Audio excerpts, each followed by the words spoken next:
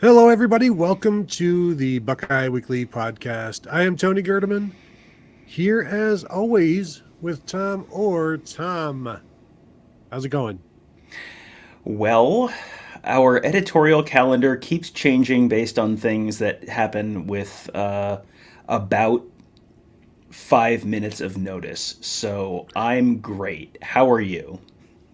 Good. I mean, this is what happens when you live life on alert all the time. As long as you stay ready, Tom, you never have to get ready. And we've been staying ready, and here we are. What's going on? Why are we here? It feels like we are living our life the podcasting equivalent of a quarter mile at a time, because that is about how long we go between emergency shows. Like, I made that emergency show graphic a couple weeks ago with like, oh, it'll be funny for me to use this once, and it's like this is going up like 3 times a week at this point. So the latest bit of exciting news coming out of Ann Arbor, Michigan.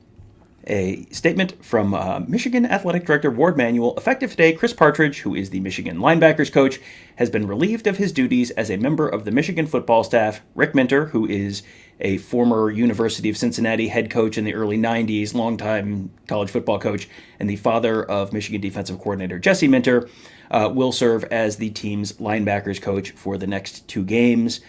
This comes one day after Michigan announced that they were going to sort of be waving the white flag on the Jim Harbaugh temporary restraining order. And then, so he would not be coaching the Maryland game, the Ohio State game. So this is two kind of significant pieces of information that have come out just in the last day or so. And there was a report from Ross Dellinger of Sports Illustrated that I think maybe helps put this in some perspective. He said, "This is at 11:33 a.m. Michigan leaders were presented new evidence this week in the NCAA's investigation into its advanced scouting scheme. Sources tell Dan Wetzel and me. The materials presumably have altered its approach. UM dropped legal action versus Big Ten today. It fired assistant Chris Partridge. So, yeah, this to me feels very much like." As more information is sort of coming out, as the investigation is getting a little further along, it keeps getting bigger, it keeps expanding and impacting more people and getting closer and closer to Jim Harbaugh. You can't spin Chris Partridge as a low-level staffer anymore. This is unquestionably extremely bad news for Michigan. Yeah, and it's no longer, as you said, there's no longer a one-person job, it would seem, because why else would he be fired if it's not? Boy, they better hope it's related to this. It's not some other thing that is going on, which speculation will go on until there is some level of forthcoming more than just he's no longer employed here. I do want to know when Michigan and the Big Ten agreed with the to move forward with the 3-game suspension. There's something that the Big Ten said in their statement, barring anything new coming about in terms of any on-field assistant coach knowing something about this, and that could potentially bring more news. I have to assume they knew about the Chris Partridge thing, and that this is all maybe like a you need to get rid of this guy, and we will just stick with the plan there. But the statement from the Big Ten, I was looking for, and I don't have it necessarily right in front of me. But wouldn't this seem to be the one or more assistant coach caveat that the Big Ten would need to revisit more punishment? Well, this is sort of reading between the lines of the Dellinger thing. That again, I'm going to read this tweet verbatim, and this is from Ross Dellinger from Sports Illustrated, who's been very plugged in on all of this. Michigan leaders were presented new evidence this week in the NCAA's investigation into its advanced scouting scheme. Sources tell Dan Wetzel and me. The materials presumably have altered its approach. UM dropped legal action versus the Big Ten. Today it fired assistant Chris Partridge. So presented new evidence this week is not presented new evidence today. So that tells me that, certainly this is suggestive that this was baked into the decision that happened yesterday. Because, there was sort of an interesting discrepancy. If you go back and listen to the show that Kevin Noon and I did, the last emergency red podcast emergency level show that we did about 20 hours ago, you'll hear us talk about the discrepancy between what the Big Ten said in its statement announcing the decision and what Michigan said in its statement announcing the decision. And Michigan's said, quote, this morning the university coach Harbaugh closed its investigation, and the university and Coach Harbaugh agreed to accept the 3-game suspension. It goes on from there, but the conference agreed to close its investigation is the important phrase there. What's interesting is the Big Ten did not say that in its statement, and then Nicole Auerbach, right around the same time, Nicole Auerbach from The Athletic, a Michigan graduate who is pretty plugged in on the national level, said, this is just a tweet, so this is not directly from the Big Ten, but Big Ten will not impose any additional penalties against Michigan unless the NCAA finds/proves that one or more of Michigan's countable coaches were involved in the Connor Stallion scheme, a league source told me. Now, there's some real interesting terms there, and I'm going to end up having to make a graphic there so we can put this up on the screen so you guys can see it. But there's a couple interesting things there that might conflict with the Ross Dellinger thing, because the Ross Dellinger thing is certainly framed as if this was baked into the decision on Thursday to drop the temporary restraining order and accept the 3-game suspension for Harbaugh. I'm going to read it again. The Big Ten will not impose any additional penalties against Michigan unless the NCAA finds/proves that one or more of Michigan's countable coaches were involved in the Connor Stallion scheme, a league source told me. So that's not an additional countable coach. Mm-hmm. And just let's back up again for a minute. Countable coaches are the head coach, and then the 10 assistant coaches who are generally the assistant coaches whose names you know, your offensive coordinator, your defensive coordinator, your position coaches, your head position coaches. So your quarterback coach, your running backs coach, your wide receiver coach, your offensive line coach, your defensive line coach, your linebackers coach. Note, Michigan's linebackers coach is the guy who just got fired. And then, some teams will have a secondary coach or a special teams coach or a cornerbacks coach and a safeties coach, depending on how you do it. But those are your 10 countable assistants. Chris Partridge is one of Michigan's 10 countable assistants. So Big Ten will not impose any additional penalties against Michigan unless the NCAA finds/proves that one or more of Michigan's countable coaches were involved in the Connor Stallion scheme, a league source told me. So, I read the Ross Dellinger thing and I think, that it's probably baked in, but you read that and it's framed, that is not a direct quote from the league. That is not Tony Petitti going on the record and saying, quote, these words in this order, close quote.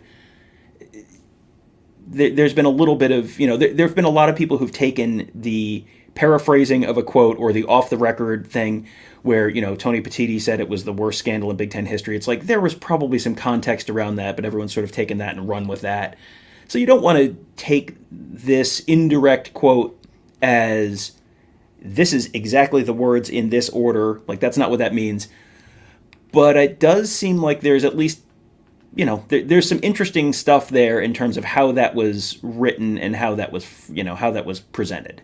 And I think we have the answer to that now from the new Dan Wetzel and Ross Dellinger story that just dropped on Yahoo, in that Chris Partridge may have been, I'll just read the first paragraph here. The NCAA presented the University of Michigan with new evidence this week, including that a Michigan booster may have at least partially funded Connor Stallion's advanced scouting operation, and an assistant coach allegedly participated in the destruction of evidence on a computer after the scandal broke. Industry sources told Yahoo Sports. The revelations altered Michigan's and Jim Harbaugh's legal approach. So you can do the math on that one. That would allow for, I think this makes everything work in terms of, obviously, Chris Partridge being fired. You assume that he was the assistant coach allegedly trying to destroy evidence. But also here it says that multiple sources say that Partridge is not alleged at this time of knowing about the advanced scouting by Stallions, but acted after the fact to cover up evidence. Sources tell Yahoo Sports that a booster, named in the NCAA report as Uncle T, helped fund the scheme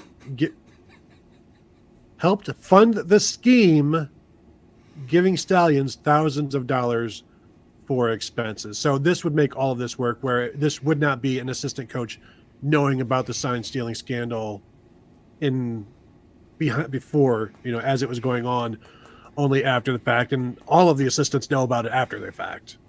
Yeah, and Tony rather famously, what are the two rules? We learned two rules from the Watergate scandal. We didn't learn them contemporaneously because we were not alive. But there were two lessons learned from the Watergate scandal. Number one, follow the money. Number two, it's not the crime, it's the cover up. And sometimes it feels like people need to learn that lesson. Every generation needs to learn that lesson in its own way. Super chat from Jordan Kapler. Which one of you jabronis have been funding Stallion's spy scheme? Uncle T, I can only assume, is one of you. Tom, what if it's Uncle Tony Petiti? What? Wheels within wheels. Yeah, Uncle T is fast. That's such an interesting way to, that's like a Miami booster. That's not a Michigan booster. Is Uncle T a Ford electrician is sort of the next question, because we have seen that in the past at Michigan. So it's not that he necessarily knew in advance, it's that this was covered up. And so then the question is, okay, what was deleted? What was covered up? Because, that's, again, the phrase is acted after the fact to cover up evidence. So what evidence is being covered up? Because you're not deleting something that doesn't exist, or, burning something that doesn't exist, or, however this was done. So what evidence was there? And, the NCAA, I am not going to be able to quote this chapter and verse off of the top of my head, but, if you do not cooperate with an NCAA investigation, you are sort of assumed to be guilty. That is sort of one of the NCAA bylaws. So now you have Connor Stalions resigning. He was initially reported to be fired, and then that got changed to resigned. And if you resign, you're not necessarily required to talk to the NCAA. They can slap a 10,000-year show cause on you, but they can't. They can't subpoena you. The NCAA can't subpoena you. So if you resign, I don't believe you are compelled to speak. So now you've got him. And that changed from fired to resigned. And now you've got Chris Partridge, apparently, according to this report from Yahoo, and I keep saying Ross Dellinger works at Sports Illustrated. I am aware that people in the media move around. He is with Yahoo, not Sports Illustrated. Sorry, Ross. It is, acted after the fact to cover up evidence that's concerning. I mean, this gets to the point where, if you've, first of all, this is now one of the 10 countable coaches. So this is now substantially closer to Jim Harbaugh taking an active role to cover this up. Michigan has been, repeatedly talked about how the fact they're cooperating fully with the investigation. Well, if one of your employees is not fully cooperating with the investigation by covering something up, then you're not fully cooperating with the investigation. This, I think everyone's looking at this right now and going, okay, well, how will this impact them on the field the next 2 weeks? Like, probably not that much. But just in the bigger picture, this feels like another really substantial blow to what this case could look like when the NCAA gets it in 2024 or whenever that happens. It's just something new, a new wrinkle, a new connection almost every day, at least, let's say 3 or 4 times a week. Don't want to say every day. Sometimes the news takes a day off. But now for the second time this year, you've got the father of a Michigan coach taking over on an interim basis for a suspended or fired coach.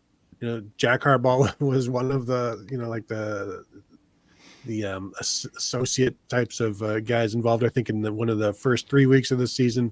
Mm-hmm. Obviously, Rick Minter, the father of Jesse Minter, the defensive coordinator, stepping in there.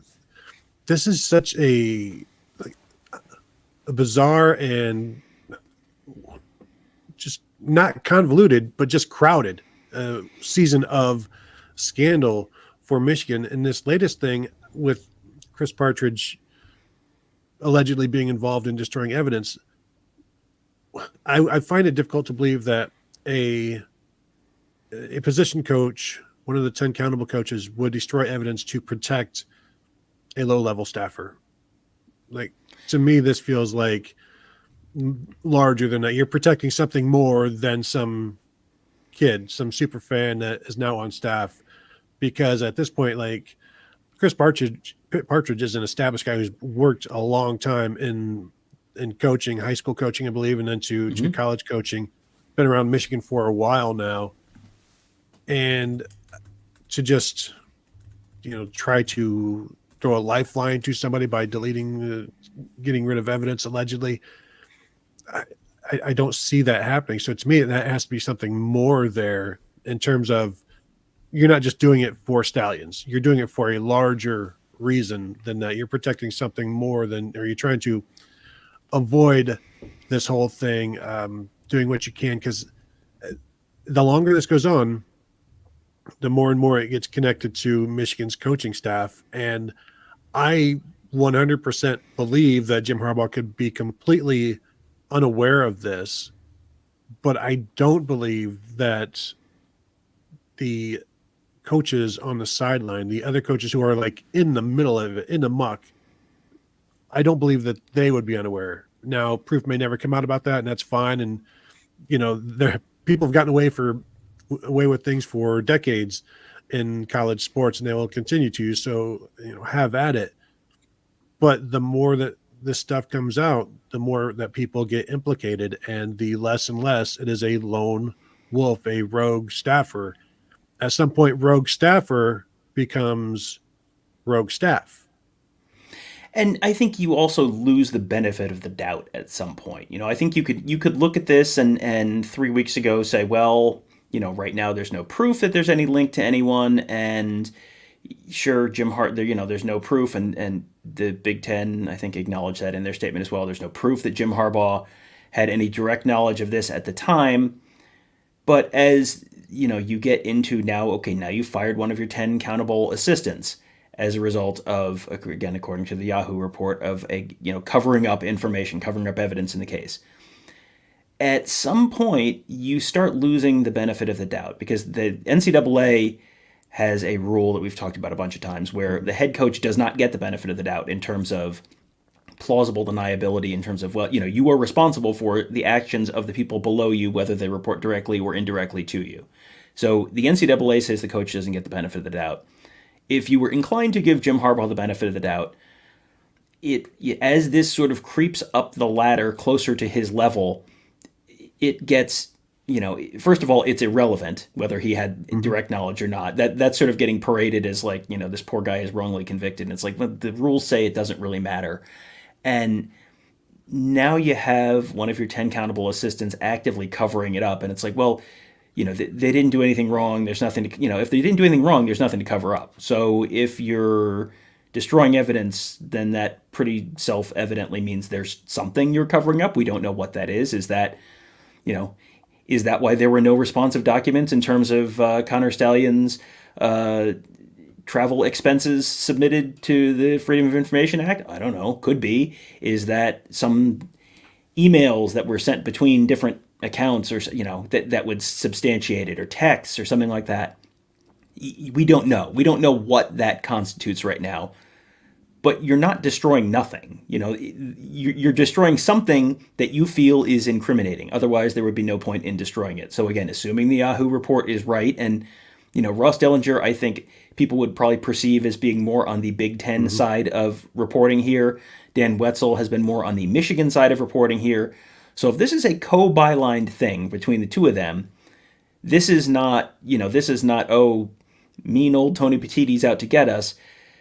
These guys are talking to their sources. And if Ross Dellinger is talking to his sources on the Big Ten or non-Michigan side of this thing, and Dan Wetzel's talking about this on the Michigan side of things, that makes me buy into this report, even more than I do. These guys have been extremely credible. If you look at their track record throughout this, this whole thing, there has not been anything that has come out that was like, oh, that was extremely wrong. Like, that was very made up. Like, at some point, you got to kind of look at the track records of people in reporting this. And if people are constantly reporting wrong stuff, you should probably just ignore, even if what they're reporting coming up matches what you want to have happen, you Mhm. probably should, take it with a grain of salt, maybe, because there are people who I think are sort of telling people what they want to hear and not following the information as the information goes. And that is a great way to end up looking stupid down the line. Super chat from Todd Shreve. Does this guarantee victory for Ryan Day? I guess the question would be on the field or off, Tony. No, this does not guarantee victory for Ryan Day on the field, and I don't think without a victory on the field, you don't really care about what happens off the field. Obviously, you want the on field first. And no, they will still play the game as of now, barring anything unforeseen, barring history repeating itself and Michigan saying, no, no, no, we don't want to play. So we'll find out next Saturday whether this how this shakes out. And the narratives that can be confirmed on both sides from that game is going to be incredible, and the buildup is going to be incredible. But this doesn't guarantee anything. I think obviously losing a position coach, losing a head coach, it creates some issues. And we saw some of those issues come forward last week with some delay of games, some timeouts that needed to be called with Sharon Moore being the head coach and a play caller and getting everybody situated. So it does create some issues. So there will be some things that may pop up here and there. I think it's good for them that Michigan has a week to prepare for Ohio State on field in terms of the coaching thing that they'll be doing with Rick Minter and getting all of that stuff done. But he's a longtime coach. He can jump right in there. This is quite a bit different than like Barry Alvarez jumping in for bowl prep and a bowl game. So the amount of time is not as great here as it was there. But no, I don't think this guarantees anything. No, it definitely does not. And, this is something where this is the best Michigan team we have seen on the field in decades, maybe. I mean, I think this team is better than 2016. It's more well-rounded than 2016. I think you're probably into like 1997 range, but, and this is, yeah, 06 maybe. I mean, 06 went out and did not look great in the Rose Bowl against USC. So I think there's and given how the postseason went for the Big Ten that year, I think the number one versus number two might not hold up long term. But it is certainly one of the best Michigan teams we've seen, and this is not this is an Ohio State team that has a much better defense than they've had in recent years. But it's also an offense that's not necessarily up to the standards as of this moment, or has not been over the course of the season, not up to the standards of some of the recent Ohio State offenses. So and it's on the road in Michigan and all that. So, no, this absolutely does not guarantee victory for Ohio State. I have seen Michigan people saying that this is all just Ryan Day trying to get the game canceled. I mean, I don't know that that's any stupider than the idea that Michigan's going to go to the SEC, but it's in the neighborhood. And if you're in the neighborhood, that is like the love canal of stupid ideas that have come out this whole last month or so. I mean, it is like a super fun site of stupid ideas on that, and that is definitely one of them. Super chat from Wolf58. How long can higher ups and donors put up with the drip, drip, drip of bad news? Eventually, self-preservation and integrity genes will kick in, right? No, it's constant denial and then being fed information like, oh, don't worry, we've got the big guns coming, we've got dossiers, we've got all of this stuff, and then you find out on Thursday or whatever that, yeah, Michigan's going to go ahead and follow through with a 3-game suspension. And you just looking at the Michigan message boards, the meltdown, the feeling of abandonment from the university that they were told was going to put up a fight against these ridiculous charges. And also, Tom, due process. I mean, where's that at? And for Michigan to just agree to all of this without that due process, I don't, who do you even believe anymore, other than the people who keep telling you that, don't worry, the big guns are coming. Yeah, and I have thus far avoided actually Googling too much about QAnon, just because I don't want that in my search history. But my understanding is that there is something called the storm that is supposed to be coming, and that is going to be when someone unleashes the big, oh boy, they're sitting on all sorts of stuff, and this is all going to happen, and somehow it's going to involve John F. Kennedy Jr. I'm not saying it's the same, but also the idea that Michigan is sitting on this dossier of just bombshell information that's going to completely change everything. I mean, it's not dissimilar in from my understanding of that. So yeah, I think again, let's go back to what we talked about earlier. If people have been wrong about all of this and they've been telling you the things that you wanted to hear for weeks and weeks and weeks, and it turns out that stuff is not true, there are two possibilities. One of them is they're getting information from people who are telling them what they hope happens, or getting it, or they're just telling you what you want to hear because you're going to keep clicking, you're going to keep reloading the site or watching the videos or whatever it is, or they're just lying, or they're just lying to you. Those are really the two possibilities. I mean, I guess there is a third possibility. Maybe there's a massive anti-Michigan conspiracy to match the longtime anti-Penn State conspiracy, and Tony Petitti is really just out to get Michigan, and it's all because he's getting run over by the big bad people at around the league. I mean, sure, I guess that is theoretically a possibility, but when you're evaluating sources of information, I would take into account the track record of those sources of information on this story, and if people have been like continuously unrepentantly wrong about literally everything, perhaps it's time to find a new source of information. Thank you for coming to my TED Talk. Last night around 9 o'clock, I sent out a poll on Twitter and I just retweeted it. And here it is. Michigan fans, is there any part of you that is concerned about the future of the program and the looming NCAA investigation? The four options to vote on were: yes, I am concerned; nope, I'm focused on 2023; no, JFK Jr. has a dossier; and the fourth one, I'm rubbernecking. So that was just people, if they have, for the non-Michigan fans, they just want to vote and see where the stats are. So right now, 34.7% of Michigan fans are concerned to 28% who are not. And that is surprising to me. I don't know if that's Ohio State fans voting on that. 37% of the poll was people rubbernecking. But from what I've seen, the lack of concern from Michigan fans in terms of what this ultimately means and what this is ultimately going to do to the program has been kind of surprising, because just going back to the Maurice Clarett thing, the tattoo thing, there was not this steadfast, we are in the right type of thing from Ohio State fans. They were like, we're going to get blasted. And I've not seen that really from the Michigan side of things.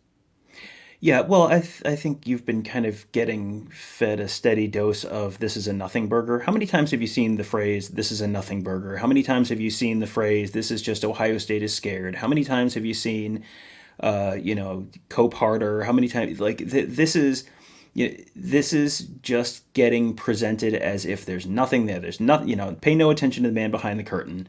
There's nothing there, and I think as this has kind of continued to go on, I think people are starting to sort of figure out that, hey, there might actually be something behind this. There might actually be some substance to this. I don't think that everyone has figured it out. I've read some people of some note who are still sticking their fingers in their ears and whistling and saying that, I'm going to hide under the covers and then the monsters can't get me. Okay, I mean, that's certainly okay. That is a choice you can make, but then when you later try and tell us this is a big, I wasn't wrong, this is just all a big conspiracy, like, I don't, I would certainly hope that 28% or whatever of Michigan fans are not actually buying that. Hopefully, I would guess that at some point you're in the, I don't know what the JFK Jr. percentage was. I wasn't adding up those numbers in my head. It sounds like it was probably fairly small.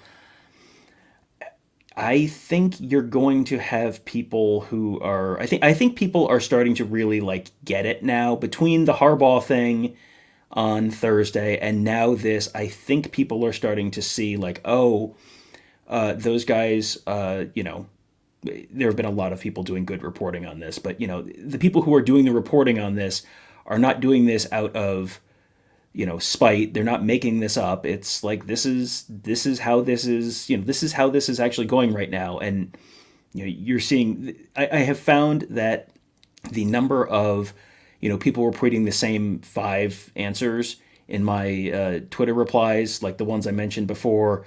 And, this is in-person scouting, and the NCAA said itself, oh, this is a minimal advantage, whatever. The number of those people seems to be shrinking at this point, and seems to be turning more and more into like one follower, obvious burner accounts. So I think people are starting to figure it out. We got a couple more super chats we got to get through. B&B Graphics says, any further info on U.S. Integrity's involvement? Do you want to explain what U.S. Integrity is? Yeah, U.S. Integrity is an organization that just monitors and makes sure that there are no irregularities in the gambling, sports gambling arena, things like that. People report stuff to them. They monitor things. They get involved when there are questions about stuff like that happening. Fairness, equity, everything, keeping everything above board, stuff like that. I have not heard anything new since the Big Ten mentioned that they had reached out to U.S. Integrity, and I don't know that necessarily. I don't know how many people noticed that or what that meant, or understood what it meant. And really, there may be some. We don't necessarily know exactly what that meant, because there was some clearly concern about fairness and equity in terms of contests going on when the Michigan coaching staff could have conceivably had more information than they should have. So they alerted Michigan State, they alerted the rest of the Michigan opponents this year. They also alerted U.S. Integrity. And then since then, we really haven't heard anything from the Big Ten. There are a ton of rumors out there, but that's what makes Twitter terrible and great. And just depending on what you're looking for. So no, nothing new that I have seen from U.S. Integrity. And I'll be interested to see if something obviously comes out of that, because that would not be great news for Michigan if something more comes from that angle. Yeah, and that's an organization that probably has more investigative power than the NCAA does, and so that's that's where you got is when someone with more, because the NCAA can come and eventually you figure out that the NCAA cops are like Barney Fife, and it's like, oh, I'm gonna pull the bullet out of my pocket. Don't make me pull the bullet out of my pocket. Like there are cops with actual bullets who, may end up looking into this, and that's where you get into bigger issues. Super chat from CW. I think that nothing burger just caught fire on the grill. Don't put water on it. You want to cover the. You don't put water on a grease fire. Everyone, there you go. There's your life hack for the day. Do not put water in a grease fire. Cover it with a pot lid. What was the hearing today going to be water on a grease fire, perhaps? And so maybe it was like, you know what? Let's just quick get the baking soda type of thing. Yeah, that's a interesting question, because I think there were a couple reasons why. I wonder if that hearing was going to go through, even if the Partridge stuff had not come out. Again, we're sort of putting pieces together in this puzzle right now and assuming that this is all as has been reported. Michigan did not want to go through discovery, I don't think. And Michigan probably also did not want people testifying under oath. That was something that we talked about yesterday on the show with Kevin, where you get into court and then you're testifying under oath, and then there's real consequences beyond just NCAA consequences. And when you get into discovery, that's when who knows what gets found at that point. So there's a lot there that could have made that a real potential grease fire for Michigan. So they have avoided that. That is positive for them, but it is things continue to get not better for Michigan. I was trying to remember where I had seen this, and I figured it out. This is a story from October 25th, which, boy, seems like a long, long time ago. This is from Richard Johnson of Sports Illustrated. And we've talked about this before, just in terms of understanding where stories are coming from. His stuff has generally felt like it's been sourced more from the Michigan side of things. And he is citing texts from Connor Stallions. It says, it did not take Connor Stallions long into the text conversation to start boasting about his connections to the Michigan football team. Quote, I'm close with the whole staff, he wrote. Particularly, he said he, quote, became close with CP and Jay Harbs, close quote. Apparently referring to current linebackers coach Chris Partridge and running backs and assistant special teams coach Jay Harbaugh, who is the son of head coach Jim Harbaugh. So, that's at least interesting that that they had been linked in reporting from the Michigan side beforehand, and now Chris Partridge has been fired.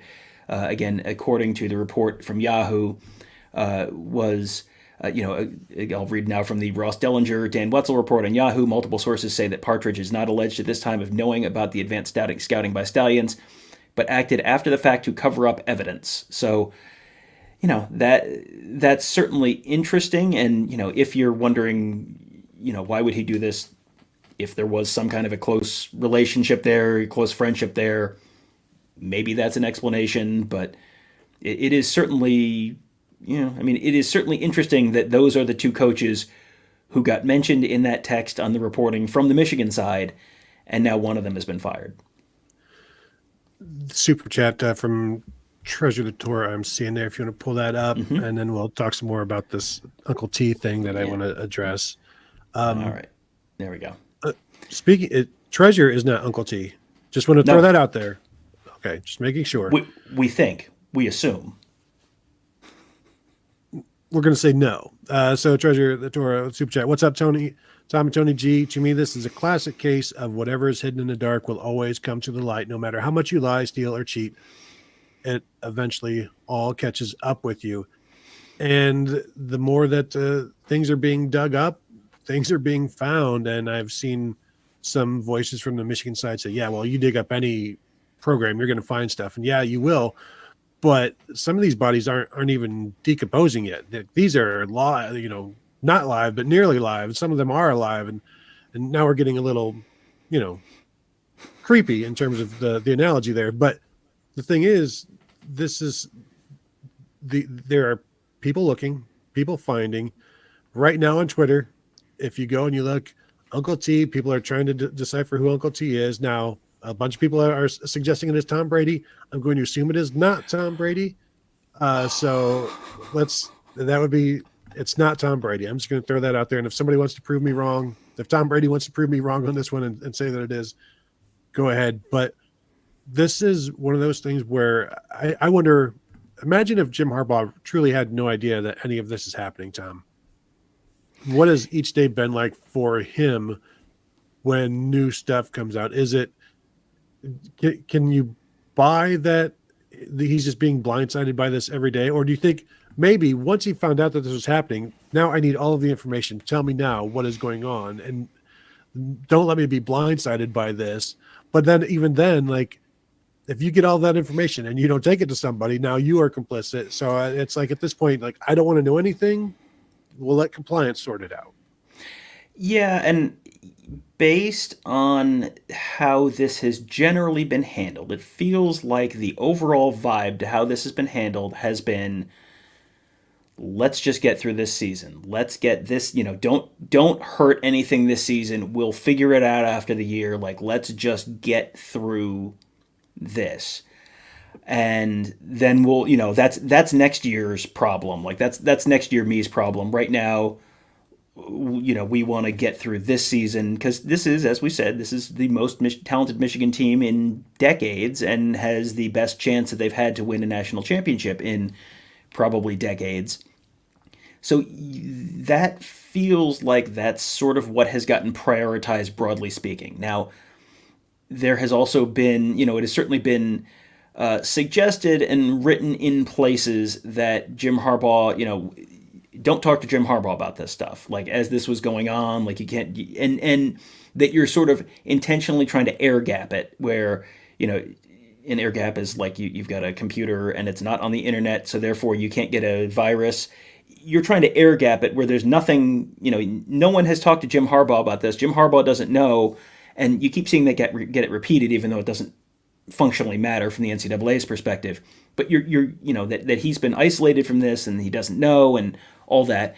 And that can be, any of the things you talked about there. It could be he genuinely didn't know. It could be nobody told me. I don't know. I'm not sure. No, none of this was brought to my attention at any point. And everyone else in the office is going, yeah, well, we didn't want to. There's all of these things are possible. We don't know which of these is true. I know which things people are insisting are true. the track record of those people continues to not be great. So I, continue to sort of wonder how that, will their track record on this be great, or will it be not so great as it has been in other areas? I think, Super. Tom, you just provided the perfect analogy, essentially, that Jim Harbaugh operates in airplane mode. Well, and you know what? On the plane to Penn Mm-hmm. State, he didn't know, and when the plane landed, someone showed him on his plane. So he was literally operating in airplane mode. Mm-hmm. Fun fact that has was one of these things that got reported that I don't know if everyone saw. Jim Harbaugh is planning on flying to Maryland today with the team, and is I guess going to just do the hotel thing again and be a part of the game prep on Friday night and whatever Saturday morning or whatever they're going to do, and then when they go to the stadium, he's going to not go to the stadium. But yeah, he is going to be in airplane mode again this afternoon. Super chat from Jeff Kistner. I'm just sitting here waiting for 14 bold predictions for the Michigan sign stealing scandal. I got to tell you, yeah, Tony's shaking his head, and I have to strong agree there. We are doing our very best to not get ahead of any of this stuff and try to speculate on where this goes. I certainly have some thoughts and some expectations on where it could go, but this is one of those things where you don't want to get ahead of the facts, get ahead of the information, because even as stuff is coming out, some stuff is changing. There was Mm-hmm. a Stu Mandel tweet on the live show on Thursday that Stu Mandel tweeted one thing and then later deleted it, and it's like generally with this kind of stuff, anything that comes out in the first 24 hours in any kind of breaking news story, you kind of have to look at with a little bit of a jaundiced eye because it's a little bit of you know a developing situation and people may not have complete information and all that kind of stuff. So as always, kind of wait because look at this time yesterday, we did not have the Jim Harbaugh temporary restraining order white flag thing from Michigan. Now 24 hours later, here we are. We've got a lot more additional context into the why behind that. So everything we're saying about the Partridge situation today, don't this is not all gospel. This is just the information as we have it right now. That information could continue to change, could continue to develop. This does not mean this is the end of this. It does not mean it does not mean that this is all the information that's going to come out. This does not mean that this is the only coach that could get fired as a result of this. That you could tell me just about anything for 3 weeks from now, and I'd go, yeah, okay, I could see that. Just for the folks who are watching, if you could hit the thumbs up button, that would make our day. We would appreciate it. It just helps other folks find these shows. A nice thing you can do for half of a second that helps us out. Can I just say, Tom, I'm going to have to take umbrage with your assertion. You called it a white flag that Michigan was waving. This was a resolution of pending litigation, and I'll remind you of that. To think that Michigan just gave up, no. This was an agreement that Michigan would no longer go through with this attempted injunction, temporary restraining order on the 3-game suspension. So for you to say this is Michigan giving up, no. This is them agreeing not to move forward with it. So I just want to let the people out there know I don't want people to come after you, after us, for saying something that Michigan gave up on something. They did not. They just chose not to move forward with it. Totally different. Yes, they turned around 180 degrees and then bravely marched forward. Yeah, that's the tenor of that. And boy, isn't there some interesting new context to that with that reporting from today, with the Chris Partridge thing that you had these this sort of smoke coming out on Thursday from some of the Michigan sites that oh boy, something bad is coming and it's involving at least one of the assistant coaches, and that and then you had the thing come out. On Thursday afternoon about the temporary restraining order being withdrawn and all that, and this is just such interesting context to sort of understand things a little better. Mike Ferguson wants me to read the bylaws, the Big Ten bylaws. It's been a while. No, I think we're now at the point where that has now been resolved to the point where I think, first of all, I sure hope everyone understands the Big Ten sportsmanship rules now and what was allowed and what wasn't. With the commissioner and all that, but yeah, I think hopefully we're done with that for at least the short to medium term. I just checked my mentions on Twitter. No, I am not Uncle T either. So thank you for asking. I also don't believe, as I've seen in this chat, that Uncle T is Mr. T's brother. They would not have the same first name. Think about it. Don't be dumb. Super chat from Jordan Kapler. When will Kevin Noon be fired? Well, we're trying to establish how much he has covered up, whether he's destroyed any evidence over the last 12 to 18 months. I am still strongly suspicious that he secretly loves Burger King and may have destroyed Burger King receipts and napkins and what have you in his car. I can't prove it yet. I'm just saying. Listen, better watch yourself. You better check yourself, Kevin Noon, before you wreck yourself.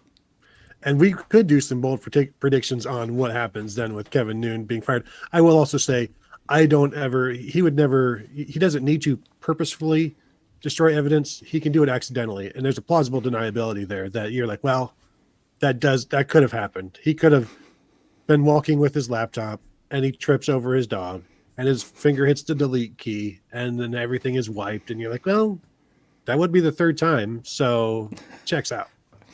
I got to tell you, I don't think I'm in a position to mock or criticize anyone for either tripping or accidentally hitting the wrong button at this point. So I am going to simply abstain from this conversation. Thank you for joining us. One thing that's interesting is yesterday, on Thursday, there was all this talk about Steve Clinkscale, who is the secondary coach, deleting his Twitter account, and nothing has come out as a result of that. And that was presented. I saw it.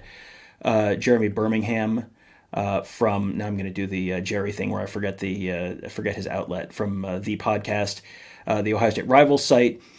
He tweeted about it, and I'm going to just pull it up because I want to make sure I'm reading this the way he phrased it. He said, he's tweeted a lot, it turns out. I'm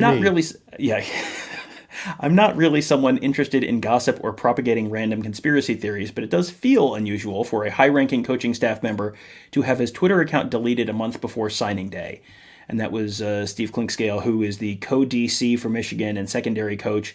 He followed up with this very well could mean absolutely nothing, but it's interesting nonetheless. And this is one of the things that we don't know. And when you had the reporting out of Chris Ballas at the Wolverine on Thursday that there was an Michigan assistant who was tied up in this, and then you had Clinkscale deleting his Twitter account. There were a lot of people who drew that line as a very thick, dark line that could not be erased. And we don't know now, obviously that was not the initial reporting that Chris Partridge was the one who has been fired, not Steve Clinkscale. We don't know if that's just a coincidence. We don't know if that's just, his account got hacked. We don't know any of that stuff. But, that's just interesting that all of this different stuff is sort of happening all at once. It feels like stuff, the snowball's starting to roll downhill a little bit at this point. And every time, I heard someone on Tuesday this week talking about the fact, boy, it sure is quiet out here. And, it's like, the bad guys, anytime there's guards outside of, a house or a fortress or something like that, and they talk about how, boy, it sure is quiet tonight. Like, that's when some stuff's about to go down. And that was I saw that and I was like, oh boy, that is tempting fate. And boy, the snowball has picked up speed ever since that happened on Tuesday or whenever it was this week. That's the old Ohio State message board thing, and probably every school's message board when around June or July somebody posts, boy, it sure has been a quiet summer. And then boom, here comes 16 arrests and hostage situation and things like that. And so two things I want to touch on with Connor Stallions back then. Still waiting on the Central Michigan thing to come through on what that whole thing was. I saw last week it was presented by so many Michigan voices as he was just there as a favor for Central Michigan. They asked him, so he did. And then I was like, well, why the spy glasses? If you're there for live purposes, what's the point of recording something allegedly if you've got those? But also in terms of the resigning versus firing, I still go back to the fact that when they fired him, and we were in Wisconsin and we did a live show, and my statement then was Michigan has fired Connor Stallion, so they are admitting wrongdoing. And like 30 minutes later, it's like they've changed it to a resignation. So as long as he resigns, then there's this level of we're not admitting anything just yet. We've accepted somebody's resignation. It could mean anything. But if you fire somebody, then you're admitting something was done improperly. And it just seemed like that's why, to me, one of the reasons why it was changed to a resignation rather than a firing. But that's all, neither here nor there and everywhere at the same time.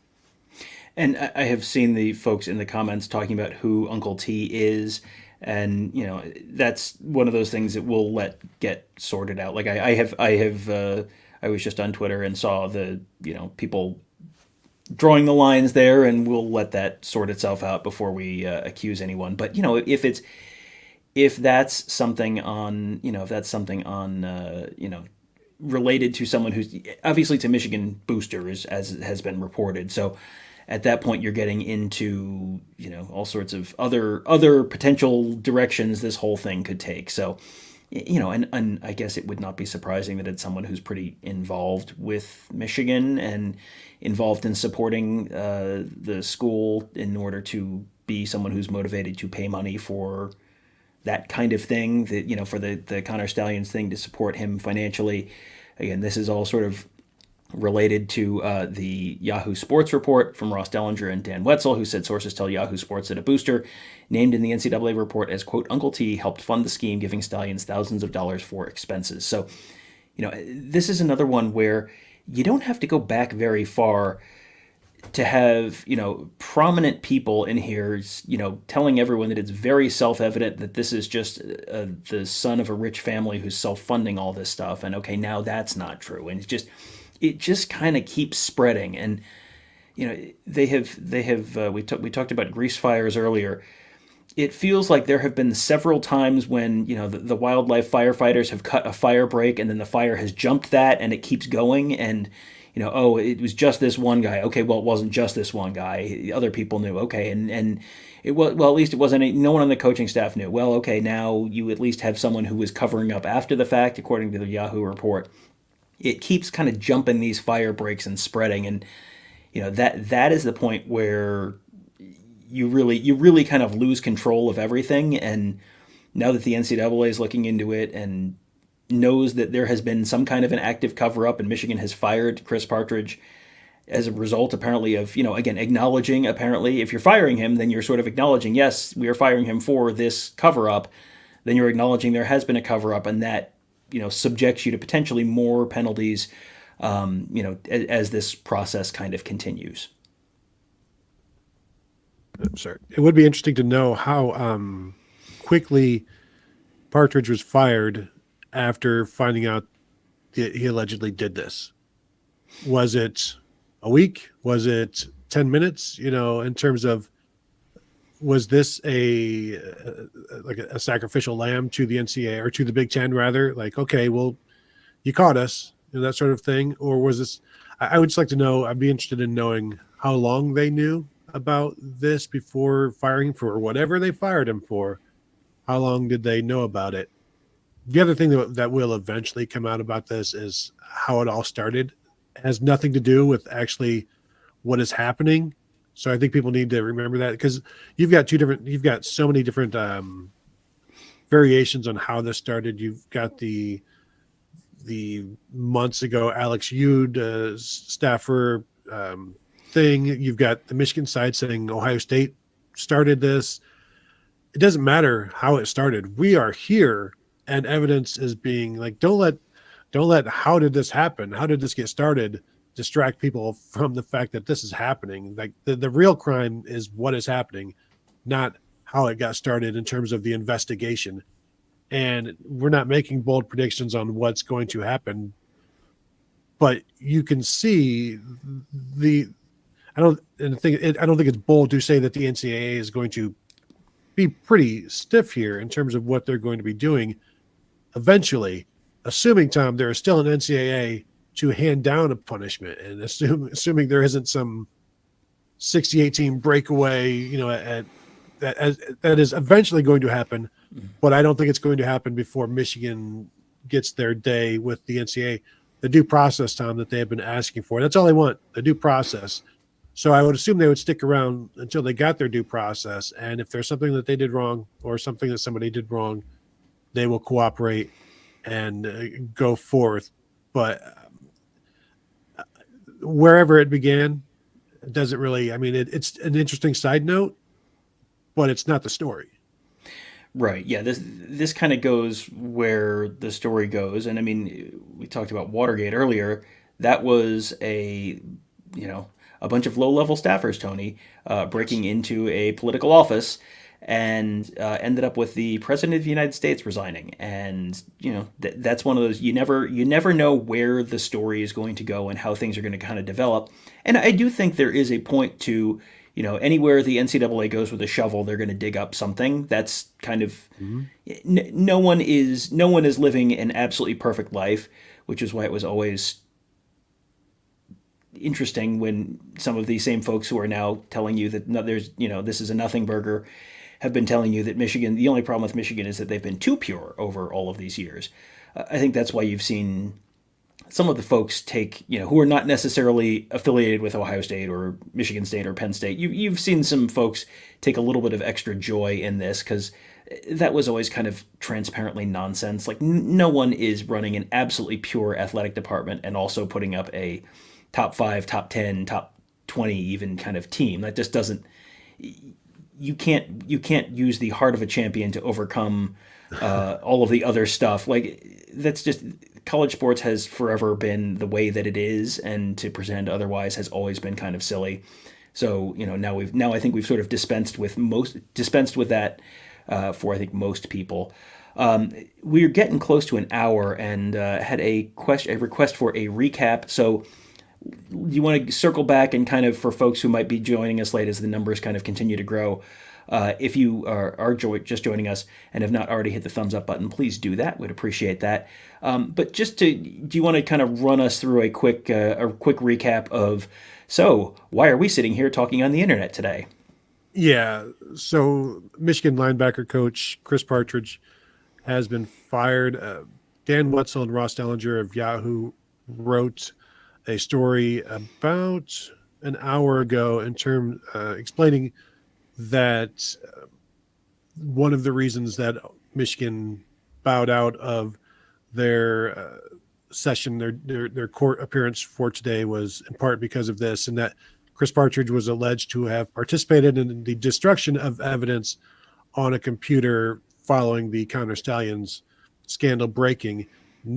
There's no timeline in terms of when that happened, but the NCAA presented evidence to the Big Ten and then that evidence got presented to Michigan, apparently.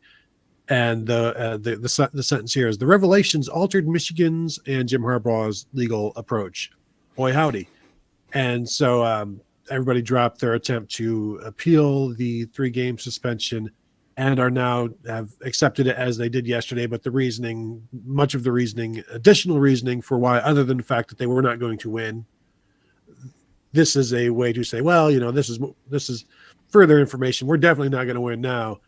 And then Nicole Auerbach saying that this will be the end of the Big Ten's punishment, provided no on-field coaches have been found to have known about the Connor Stallions scandal, the plan, the scheme while it was ongoing. And one of the points in Dan Wetzel and Ross Dellinger stories, that there's no proof at this point that multiple sources say that Partridge is not alleged at this time of knowing about the advanced scouting by Stallions, but acted after the fact to cover up the evidence. So that was part of the show an hour ago, that we were talking about, like, how can you have a coach fired and yet also have the report that's saying nobody else is there's going to be no further punishment unless a coach is implicated. And it's like, well, you just fired somebody, but he was fired for a different reason, apparently, based on the sources from Yahoo. Fired for destroying evidence, not for knowing about it ahead of time. Jordan Kapler chimes in, the real crime is the friends we've made along the way, which, I mean, when is that not true? That is no notes. I mean, it's not an Arrested Development joke like we had someone send in yesterday, but that's pretty good. With friends like these, who needs criminals? And just kind of scrolling through the chat, it's interesting to see the people who are still, you can tell who the Ohio State people are, or non-Michigan people, and you can tell who the Michigan people are. It's interesting to see the well, you're still going to lose next Saturday comments, which, I mean, have been a very consistent thread. Which, I mean, is that the point? I mean, we've acknowledged that Ohio State is, in some ways not as good as it has been in previous years, and in some ways better, and that this is the best Michigan team I think we've seen in decades. But I think the idea that Ohio State is scared or trying to avoid this game, or this is Crying Ryan Day and his band of merry men, his band of merry PIs, like, it feels like a lot of those stories have really not panned out all that well for the people that have been trying to sell them. So, we'll continue to follow this story wherever it goes. And the next place it's going is a super chat from Mike Farino. How can the coach know there is something to cover? I'm assuming he means cover up if he had no knowledge.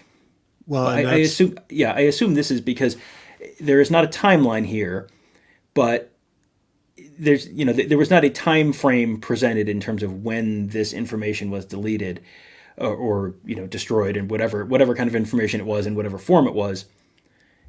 It's entirely possible that this, it would be logical, in fact, for this to have happened after the initial story broke.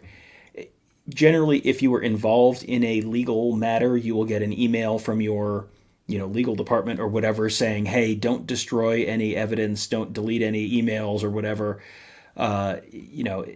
regardless of whether they're related to this case, whether you think they're related to this case or not, don't destroy any emails or any other evidence. And, so you could theoretically, he could have not known anything. And then this happens, and then he says, my buddy Connor sent me an email, and I deleted it. And we don't know. We're not going to sit here and tell you we do know. But, theoretically, you could have that be the case, and, you didn't know, and you ended up deleting something, after the fact. Yeah, and I think what I'd like us, and I think we have, is try to side on this is possible. Like, yes, trying to present a plausible way for Michigan to be innocent as much as they can be in this. And I say Michigan as a whole, like the people involved in terms of, we've talked about with Jim Harbaugh and the coaches and how we've said that Connor Stallions could just be a go-getter trying to make his way. But at some point, once that becomes so successful, and if assistant coaches aren't asking, how do you do this? And he says, whether he tells them or not, like, they have to know that this isn't normal. And so then it becomes a matter of, well, I don't even want to know how it's done because I don't want to be implicated. And if you do find out how it's done, then now it's up to you to report something. So how aggressive are you trying to figure out how this is being done? And you see what happens when you're not aggressive enough. This can happen. Or if until other assistants are implicated, we'll just leave it at that. But if I think there's a certain level of disbelief that you need to think that coaches just viewed him as some sort of sign stealing wizard. I think it goes deeper than that in terms of the amount of just shutting off your brain and accepting it that would need to be done. The only reason you shut off your brain is because it's not possible. So then you're like, I don't want to know. I'm just gonna, what? Every game's on TV now. I've seen them. I've seen it. We own a TV. We've got two, and so obviously you're going to be able to get stuff from there. You can just piece it together. Like from the very first time we started talking about this, I compared it to the Jurassic Park thing, where they would get DNA out of the mosquitoes, but they only had so much DNA, and so you splice it with the frog DNA. It's like you can only get so much DNA out of TV in all 22. But if you've got enough, you can figure it all out. But clearly, it went beyond that, and that came out, I don't know, 2-3 weeks ago now, with all of the traveling and and not even just the traveling, but the purchasing of tickets. And every time you have a question about, like, well, I wonder why it was done this way, in about 2 days you'll have your answer. Like a couple days ago, maybe just yesterday, everybody's like waiting.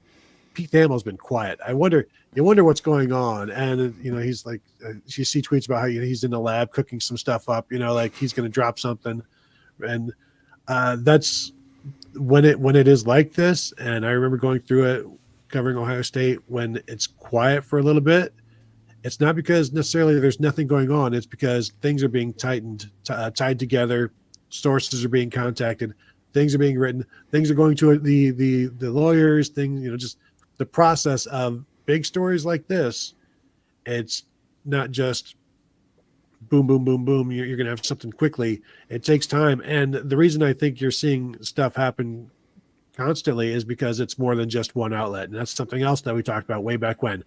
This is not just ESPN that is looking into this. This is ESPN and Yahoo and other entities as well. So there's going to be more coming because people are still looking and people are consuming it, which is I think the biggest driver in all of this. Because if this was happening at Washington State, it wouldn't matter. And this similar things have happened. Outrageous things have happened at other schools. Arizona State. Mm-hmm. Paying players, coaches paying players. I don't even know how many people know about that. And that was not a story. If that was a major program, if that was a major football program, Ohio State, Michigan, Alabama, it wouldn't have just, it's nobody's clicking, so let's just move on. And nobody's watching, so let's just move on. People are watching and clicking and not moving on from the Michigan thing. Well, and you've seen folks on the Michigan side calling themselves the Golden Goose, and the Big Ten, is going to kill its Golden Goose here. And, yes, there are a lot of eyeballs on Michigan games and all of that. And, if you look at I just saw somewhere, at SI or Sporting News, someone on earlier the week had the graphic that was, the biggest fan bases in college football. And Michigan was like a top 5, give or take, in the sport. But the same thing that makes you think that also makes this a story that a lot of people are going to pay attention to. Like where were the big scandals? Every time Miami does something, like Miami is a school that doesn't necessarily have a huge fan base, but because of what Miami has been in the past and how Miami has conducted itself in the past is, you sort of get the Howard Stern, what's the number one reason you listen? Because you love him. What's the number 2 reason you listen? Because you hate him. Like, that's sort of Miami in a lot of ways. The Miami Nevin Shapiro thing that was 10 years ago now, that was, that turned into a big thing because Miami was first of all, because it was, pretty flagrant stuff, but also because it was that's a school that people sort of pay attention to, or at least used to, when they still played college football. Michigan is sort of, Michigan wants to tell you it's the biggest brand and the biggest. I think they have the largest alumni base, largest living alumni base. I think I've seen that. And you got James Earl Jones on the scoreboard telling you it's the greatest university in the world. Like, okay, well, that you want people to pay attention to you. That's how you get people to pay attention to you. And it's like, no, not like that. And that's just you don't get to pick and choose. This was something in the chat that I wanted to bring up, because this is something that we talked about a little earlier. Any truth to Connor Stalions and Chris Partridge friendship, because he also bragged about being friends with Jay Harbaugh. That's something that was in reporting from Richard Johnson from Sports Illustrated on October 25th. I'm just going to read directly. This is in the story where Connor Stalions is texting with someone, and this is the story with the whole manifesto and all that kind of stuff. That this all came from texts from Connor Stalions. One of the texts was, quote, "I'm close with the whole staff. Particularly, he said he, quote, became close with CP and Jay Harbs, close quote, apparently referring to current linebackers coach Chris Partridge and running backs and assistant special teams coach Jay Harbaugh, who is the son of a head coach, Jim Harbaugh." Now, you can interpret that any number of ways. Chris Partridge, of course, the news today that Chris Partridge had been fired, the report from Yahoo. citing the fact that multiple sources say that Partridge is not alleged at this time of knowing about the advanced scouting by Stallions, but acted after the fact to cover up evidence. So, is that a guy who is helping out his buddy? Is that, Stallions himself, prior to this, said, these are my two closest friends on the team, or, on the coaching staff, and one of them has now been fired. So, how much does that mean? That obviously does not directly implicate Jay Harbaugh in any way, but, it's certainly interesting that one of the two guys who he named is now the guy who is out of work because apparently he participated in some kind of a cover-up for this thing. Tom, I'm looking through this chat. Don't do it, by the way. Don't go in. Don't go in there. You're not going to like it. It is some Michigan fans in there. I would ask the Michigan fans to share your level of concern. And are you watching this? Are you concerned, or are you just angry at obviously Ryan Day and his private investigation firm, clearly, and maybe perhaps I don't know, maybe somebody's planting evidence. But are you at the point now for Michigan fans where you see something coming over your shoulder and you know that things aren't going well, and that the future is kind of cloudy? And also, if you want to answer that, would you also care to answer how you think this scheme from Counter Stallions has helped your program over the last couple of years? Do you think it has? Has it been a meaningful addition to what the accomplishments on the field have been, or is it negligible? And I could probably figure out the answer there, but mainly I just want to know, maybe just also share your denial so that maybe we can help you through that. If you want to share that and say, this is why I don't believe this is a big deal, we could be an intervention for you if you need. We can help you. We can talk to you about this. We can talk you through it and maybe get you through that. That's what we're here for. We're not just here for us. We're not just here for Ohio State fans. This is an us problem. This is a we problem. This is an American problem, and we can help. We're here. Go ahead and you don't even need to super chat, but if you want to pay for some therapy, everybody else does. Why not you? So just feel free to throw some stuff in there, and we can talk you through it. I do want to address this from Chris Risner, who says, or Reisner, sorry, don't know how to put a pronunciation in there if you want me to say your name correctly. He says, now we know the position coaches knew what was going on. And I want to be clear on this. This is because I think everyone, we're telling you what we know and what we don't know. Yeah. I'm going to read to you again the reporting from Yahoo from Dan Wetzel and Ross Dellinger. That's the wrong tab. I have a lot of tabs open, as it turns out. This is directly from the report that everyone is citing today. Multiple sources say that Chris Partridge, the fired linebackers coach, is not alleged at this time of knowing about the advanced scouting by Stallions, but acted after the fact to cover up evidence. Sources tell Yahoo Sports that a booster named in the NCAA report as, quote, Uncle T helped fund the scheme, giving Stallions thousands of dollars for expenses. So this is not conclusive proof that the coaches knew, the current coaches knew what was going on. It is,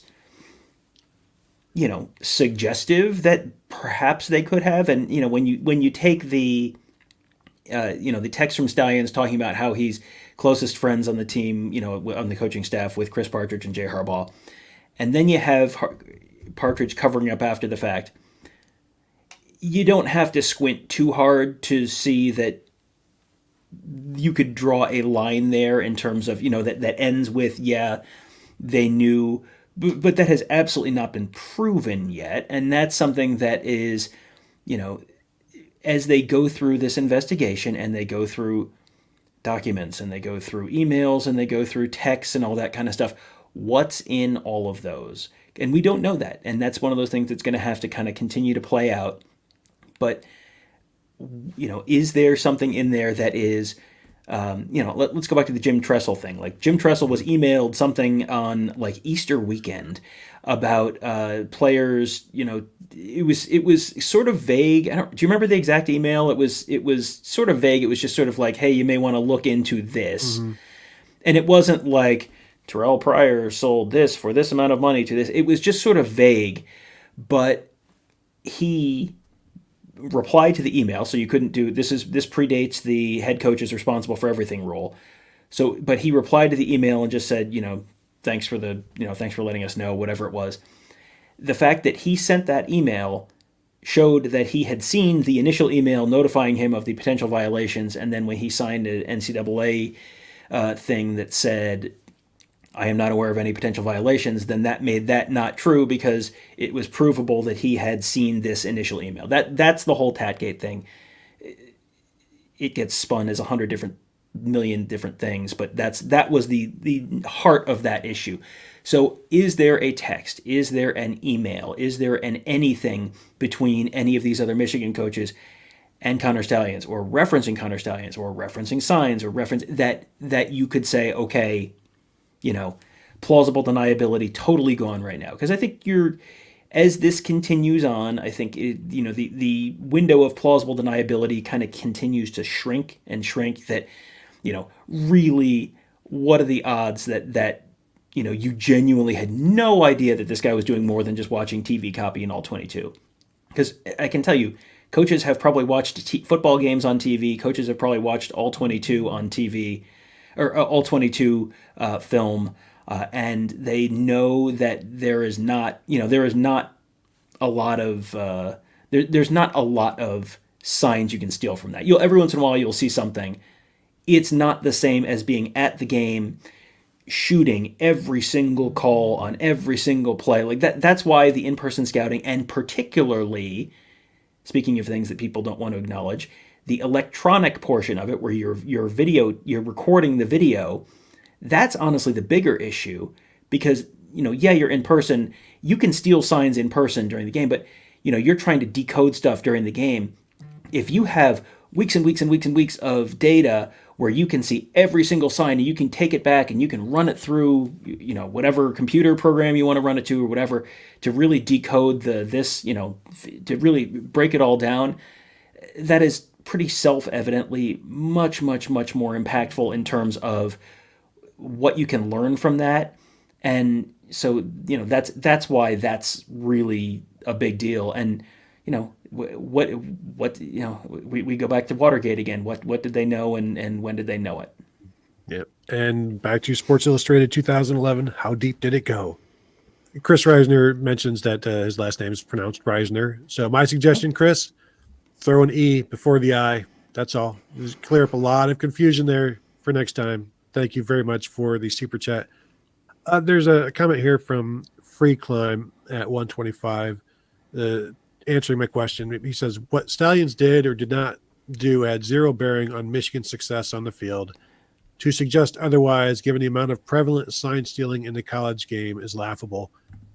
The amount of sign stealing in the game is small compared to the amount of sign stealing that Michigan and Connor Stallions had done. And the thing is, if you are trying to decode in the game what the signs are, that's beneficial because you wouldn't spend time doing it. So if you can glean something from that, that is beneficial. How much more beneficial is it then to have gleaned for weeks upon weeks and games upon games information of signs, what they correlate to, what is a pass, what is a run? If you don't think that had added benefit, then why was it done? Why do programs try to decode in-game, decoding outside? When they tried to, Michigan and some of the media on that side tried to call this decoding rather than sign stealing. I think I saw Desmond Howard repeat that many, many times. These are two very different things. They're part maybe from the same tree, but one is a branch and one is an acorn in terms of the relation. And so when you are gathering all of this evidence from prior games and these play calls and the signals, and then you're putting it on a play sheet and you're laminating it, that's way different than a GA up in the booth saying, okay, I think I figured out what zone stretch is. All right, so I'll let you know when I see that. And then they'll let them know, oh, hey, just saw it, get ready. As opposed to every single time looking over on the sideline and telling your defensive coordinator, this is a pass, this is a run right, that sort of thing. If you don't think that is an added benefit, then as people have said for weeks about this whole thing, you don't know ball. And also cope harder because it is extremely beneficial. Just if you only knew a run or a pass was coming, your defense would be much better.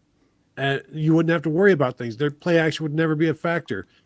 None of this stuff would be a factor. All you have to do is the idea that everybody does it and the information is limited. If everybody does it and you're telling me everybody does it, then the information isn't limited and the gain, the benefit isn't limited because you wouldn't spend time doing it if it didn't matter.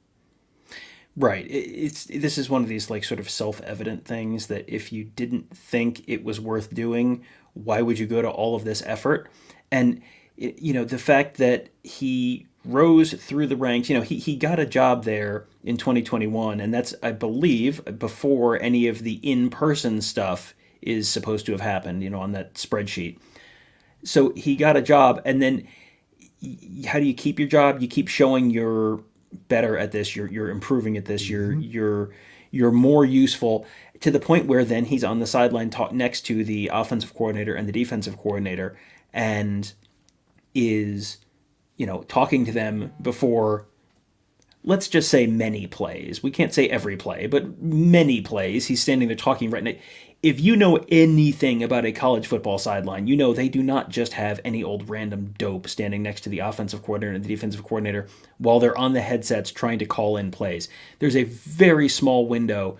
And we talked to Ryan Day and the Ohio State coaching staff about all this time about what do people say in the headsets, and it's like they want everyone to shut up. They don't want people to talk unless it's really important. So if you're talking to him, then your information is viewed as really important. And to have the idea be, these guys had no idea. They didn't know where this came from. They just knew he was really good at it. Like, you should probably be a little more curious than that, but that is not seemingly what has happened here. We do have a super chat from Fort Wayne Buckeye. If Fox was smart, they'd have Harbaugh on Big Noon each of the next 2 weeks. Would you put him next to Urban, or would it be the other side of the desk where they would be kind of these opposing forces? Because I kind of feel like it would be good to have them next to each other and elbow to elbow through this. Boy, that would be obviously never going to happen. But Fox, if they were smart, and if Jim Harbaugh was not, then yes, do this and see what happens. And he's going to be in the game. He's going to be he would have to leave before the game started, so he couldn't be on for the whole thing. Maybe. Well, he can't go to the stadium, like inside the stadium. So while they're on the set outside, he could theoretically do it. But yeah, I'm just picturing the like one of those old boxing stare downs, just Urban and Jim like nose to nose. Charles Woodson's on that show, Mm-hmm. right? Yeah. Yep. So Sometimes. some you may get that with Urban and Charles Woodson on Saturday. Yeah, that's Fox very obviously has a good idea what draws numbers. And I said, you remember when Harbaugh first started at Michigan 2015, they played their first game at Utah, and Fox wrapped their whole, I think it was a Fox Sports 1 game. They wrapped their whole bus with like khaki pants, and they had a camera angle just on Jim Harbaugh the whole game, and they called it the khaki cam. I mean, tell me you wouldn't have people at least like second screening a camera of Jim Harbaugh sitting in his hotel room or whatever watching this game. Like, tell me that would not be like. I love watching the coach's film room during the national championship game. Like, I would absolutely be second screening Jim Harbaugh watching on from his hotel room watching this game. The Harbaugh cast as he nervously pounds milk. Yes, milk and chicken. Yes, Todd Shreve, thank you for the super chat. Sue wants to know, how did a low-level staffer have an opportunity to meet the wealthy booster Uncle T? Yeah, Boy, that's a good question.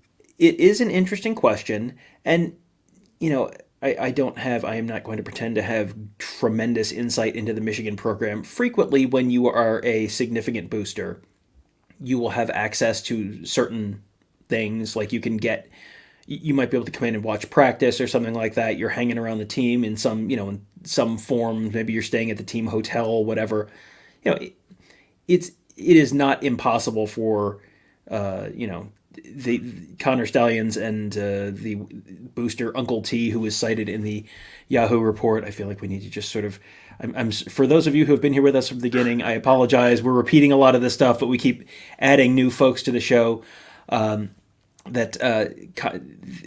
Sources tell Yahoo Sports, this is a report from Dan Wetzel and Ross Dellinger on Friday, sources tell Yahoo Sports that a booster named in the NCAA report as, quote, Uncle T helped fund the sign-stealing scheme, giving Stallions thousands of dollars for expenses. So that's who Uncle T is. This is in the same kind of boat to me as the coordinators not knowing, or who on the staff knew and who didn't know. Like, there's plausible deniability there, where you could, there are ways that he could have met that was not, Jim Harbaugh walking up and saying, "Hello, Uncle T, I'd like you to meet my good friend Connor Stallions, who illegally steals signs for us." Like, that's probably not exactly what happened.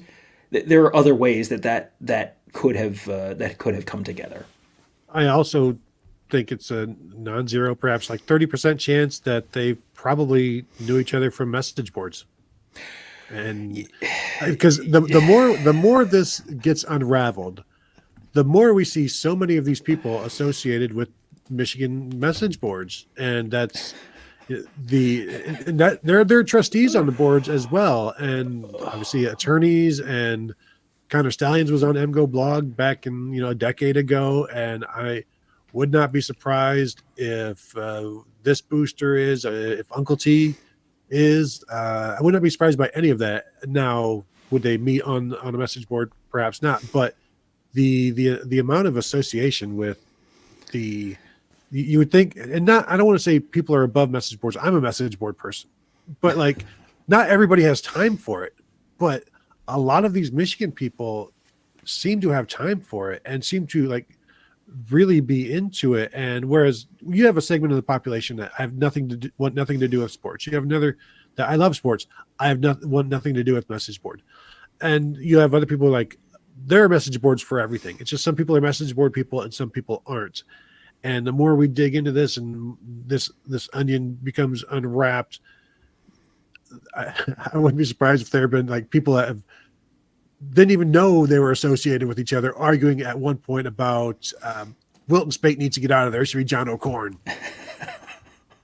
Man, that is the darkest timeline. Wow, that is it is interesting that you had. I mean, you go through and Connor Stallions had an MGO blog account. Some of the rumored identity of this Uncle T. There are people on Twitter saying that they have found his message board account. You have a legal argument from the MGO blog board showing up in the official legal filings. I mean, man, oh man, it is quite a time to be alive. Super chat from Todd Shreve. Michigan lost to TCU because of signs. How much could it help if all teams knew about it? One could argue it hurt them more than it helped. And, so I guess we'll go through this in terms of we don't know for a fact that Michigan did not have TCU signs, and that's why they lost. But Michigan lost to a team that I think they were broadly expected to win, beat by a large amount, and who then lost 65-7 to Georgia in its next game. So, did not magically get incredibly talented. They were a team that, if you looked at their expected wins last season, TCU was expected to win like between 6 and 7 games and somehow won 12. So, that was not the most talented team in history. And, then you've got Michigan making significant mistakes. J.J. McCarthy threw, 2 pick sixes in that game, I think. I mean, it was... you had a team that just did not look like the team that played in Columbus or the team that played in Indianapolis, and it's fair to kind of go, so why? And you've had people who've pulled up the shots of Connor Stallions. There's not many on the sidelines, but he does not have his typical thick binder of information. for the TCU game. So you've had people sort of try to draw that line there. How much could it have helped if all the teams knew about it? I guess the question is when did teams find out about it, and how much time did they have to change it? Because the reason you can change signs or go to a completely different system before the bowl game is because you have a month. It's not a week, it's a month. And that you have a lot more practices, you have a lot more meeting time, you have a lot more all of that stuff to make a significant change in a week, in a month, rather than just trying to do it in the span of a week or something like that. I'm just looking through some of these tweets from years ago, and this one from presumably Counter Stallions before he deleted everything. Thank you to the coach who took a chance and got my foot in the door at my dream school. To all the family, to the family who's basically adopted me on fall weekends. To one of my best friends now, thanks for everything you've done for Michigan the last 5 years. At Coach Chris Partridge. That was from, I don't even know when, but just to give you further insight into their relationship and why you might want to get rid of some evidence for somebody, rather than knowing rather than trying to make sure you yourself are not implicated by what you are destroying. All right. Wanted to pop this up real quick. I believe Free Climb, from context, I'm guessing, is a Michigan fan. Posted, you ask why do it? That's the rub. If they didn't know it was happening, how do you stop it? NCAA says Stallions acted alone. Stallion said he acted alone. Has the NCAA said that Stallions acted alone? I think at this point they just say they haven't necessarily implicated anybody else.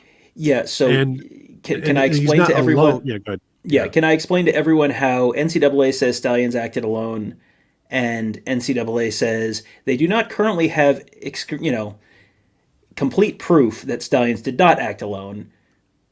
Do you need me to explain to you how those two are not the same thing? Like, this is the Michigan statement on Thursday versus the Nicole Auerbach source thing on Thursday, where it's like these two things are not expressing the same thing. And at a certain point, you start to lose the benefit of the doubt on this kind of stuff. And one of the big key points where you start to lose the benefit of the doubt is when you have a accountable assistant coach on your staff destroying evidence. Because then the question is, okay, what else got destroyed? Because you can't just assume that, okay, well, the one thing that that he got caught for, that apparently the Big Ten, apparently based on the tone of some of the reporting, it doesn't sound like Michigan volunteered that Chris Partridge did this. It sounds like this was brought to the Michigan's attention. So, okay, what else hasn't been caught? What else has maybe gotten destroyed? And the answer is we don't know. But the answer is also, as soon as you start down that road, you lose all the benefit of the doubt on that. Because, okay, you got caught on this one thing. What else don't people know? What else hasn't gotten reported? What else has not gotten uncovered yet, but might or might not get uncovered down the line? You kind of have to assume at this point, once you kind of break that seal, then you sort of get into the realm where it's like, okay, you don't get the benefit of the doubt anymore. So, Connor Stallion said he acted alone. Like, oh, well, case closed then, Gumshoe. Like, great job. That means that's like less than nothing. And again, we're not saying that, oh, look, Jim Harbaugh, actually, this was all Jim Harbaugh's idea. Like, no one's saying that. No one's saying any of that. But once you lose the benefit of the doubt, boy, it gets real dicey real quickly. And what's going to come up I'm sure there has been correspondence between Stallions and other people. I assume you're in an intra-office situation. You're going to correspond. Do they use Slack? Do they use email? Do they use texts? Like, whatever. There is going to be some kind of intra-office communication, and what shows up in that. Super chat from Mike Smith says, the blue wall is starting to look more like the Berlin Wall. The more time that passes, the more it and its credibility crumble. Hit the thumbs up. So what you're saying is we need David Hasselhoff to do a concert, pre-game concert or post-game concert at Michigan Stadium, and everybody can just celebrate America's team, Germany's team, East Germany's team. Yeah, the idea of, we talked earlier about fire gaps. Wilderness firefighters, there's a fire burning, and what do? You cut a fire gap so that the fire can't continue burning. It hits something and it runs out of fuel and it burns out. This fire keeps jumping those fire gaps. This fire keeps spreading. You're getting, it's not just new information, it's higher up the food chain you're getting, and that then becomes that becomes a bigger issue when you start getting higher up the org chart, when you start getting destruction of evidence. That's when, boy, this becomes a real big thing. And part of it is that I think Michigan has sort of dragged their feet on this. I mean, if you're familiar with the Great Fire of London, which was in the 1600s, I think, the Great Fire of London started when it was like a baker, and there was a fire in an oven that was not quite put out at the end of the day, and it started to burn this like one house, and then it started to spread. And the mayor of London was asked to like approve basically making a fire break, and then was like, nah, you guys got this. And then it got out of hand. And it's like there was a time for this fire to be contained, and it feels like that time has passed. And now Michigan has sort of seemingly prioritized the 2023 football season over the longer term stuff. Now the fire has broken contain. Now you're potentially looking at some bigger issues in 2024, and that is a decision you can make. Boy, you'd better win that game next Saturday, and you'd better win the Big Ten, and you'd better win a playoff game, because otherwise, boy, this could go down as a real bad decision. Yeah, it's a different level of decision, but Ohio State electing not to take a bowl ban in 2011, costing them a national championship in 2012, or a significant shot at one. But to tie this in with what Freeclimb was talking about, one of the Big Ten's retorts to Michigan was, why is Connor Stalions talking to coordinators during the game? Why is he right there talking to them? So that is not just it's no big deal. That is a question that the Big Ten has, and using it as proof that there was cheating and it was effective, and you implemented it, or somebody implemented it, and you used it to the best of your ability, even though maybe you didn't know you're using it. It's there on TV being used. And then back to Freeclimb on saying that the NCAA says that there's no evidence that it's anybody other than Connor Stalions. The NCAA also doesn't care. The NCAA says the head coach has the responsibility and has to know about it. And the university is going to say the same thing. They may not say it yet, but they will eventually say it. We're paying you $8 to $10 million a year. You are responsible for everybody underneath you. And if you're not monitoring it, the NCAA is clearly going to think that they were not monitoring it, because if nobody knew about it, then you must not be monitoring it. And if you did know about it, then that's even worse. So at this point, you have to pretend or legitimately say, yeah, we had no idea, and admit your fault in that way. So the NCAA is going to get them one way or the other, however they want to do this. And so if you want to just side on what the NCAA can prove to this point, what they could prove is they don't have to prove. They have already set the rules, and Michigan has agreed to abide by them, that the head coach is responsible, and that's the end all. That's it. That's right. Doesn't matter what they find at this point. And if they don't find anything else, doesn't matter. If they do find stuff, that's going to be even worse. Yeah. And that's what's so interesting is I think has to be a concern for Michigan fans right now is you don't know where this is going to go, because it keeps getting worse. You keep having new information come out, and there has not been anything that has come out that is like, oh, that's really good news for Michigan. Boy, that has really changed my view of what this might be in 2024. It has really all been kind of going the same direction, and you keep having things come up, and it's like, oh, well, this is a really big deal. Like, oh, just wait. This is all going to turn out to really be a story about a private investigator. It's like, I don't think that's where this story is going right now. Maybe I have read the room incorrectly, but I don't think that's where it's going. And, there was a lot of, now that they've gotten this resolved, like, Purdue and Rutgers and Ohio State can all go to prison for, stealing signs or sharing information or whatever. It's like, I don't think that's where this is going either. Like, I don't think that's where this is headed. So We'll see. Terry Kovac says it should be criminal the amount of fun our fans are having with this, but they cause CJ his flowers. That was one of the first things. I think it was after the CJ threw for like 470 yards or whatever a couple weeks ago. I'm like, well, case closed. Michigan cheated, because how else could you have beaten this guy?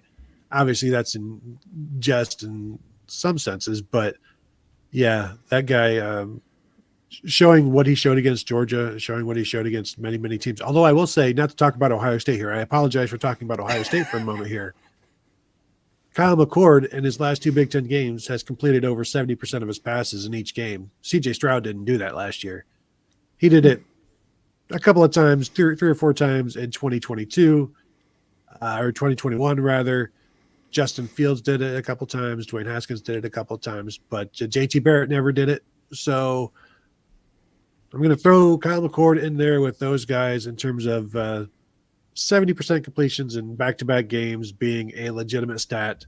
Sorry to sidetrack us, Tom. If you want to go ahead and delete this portion of the show and post, we can go ahead and do that.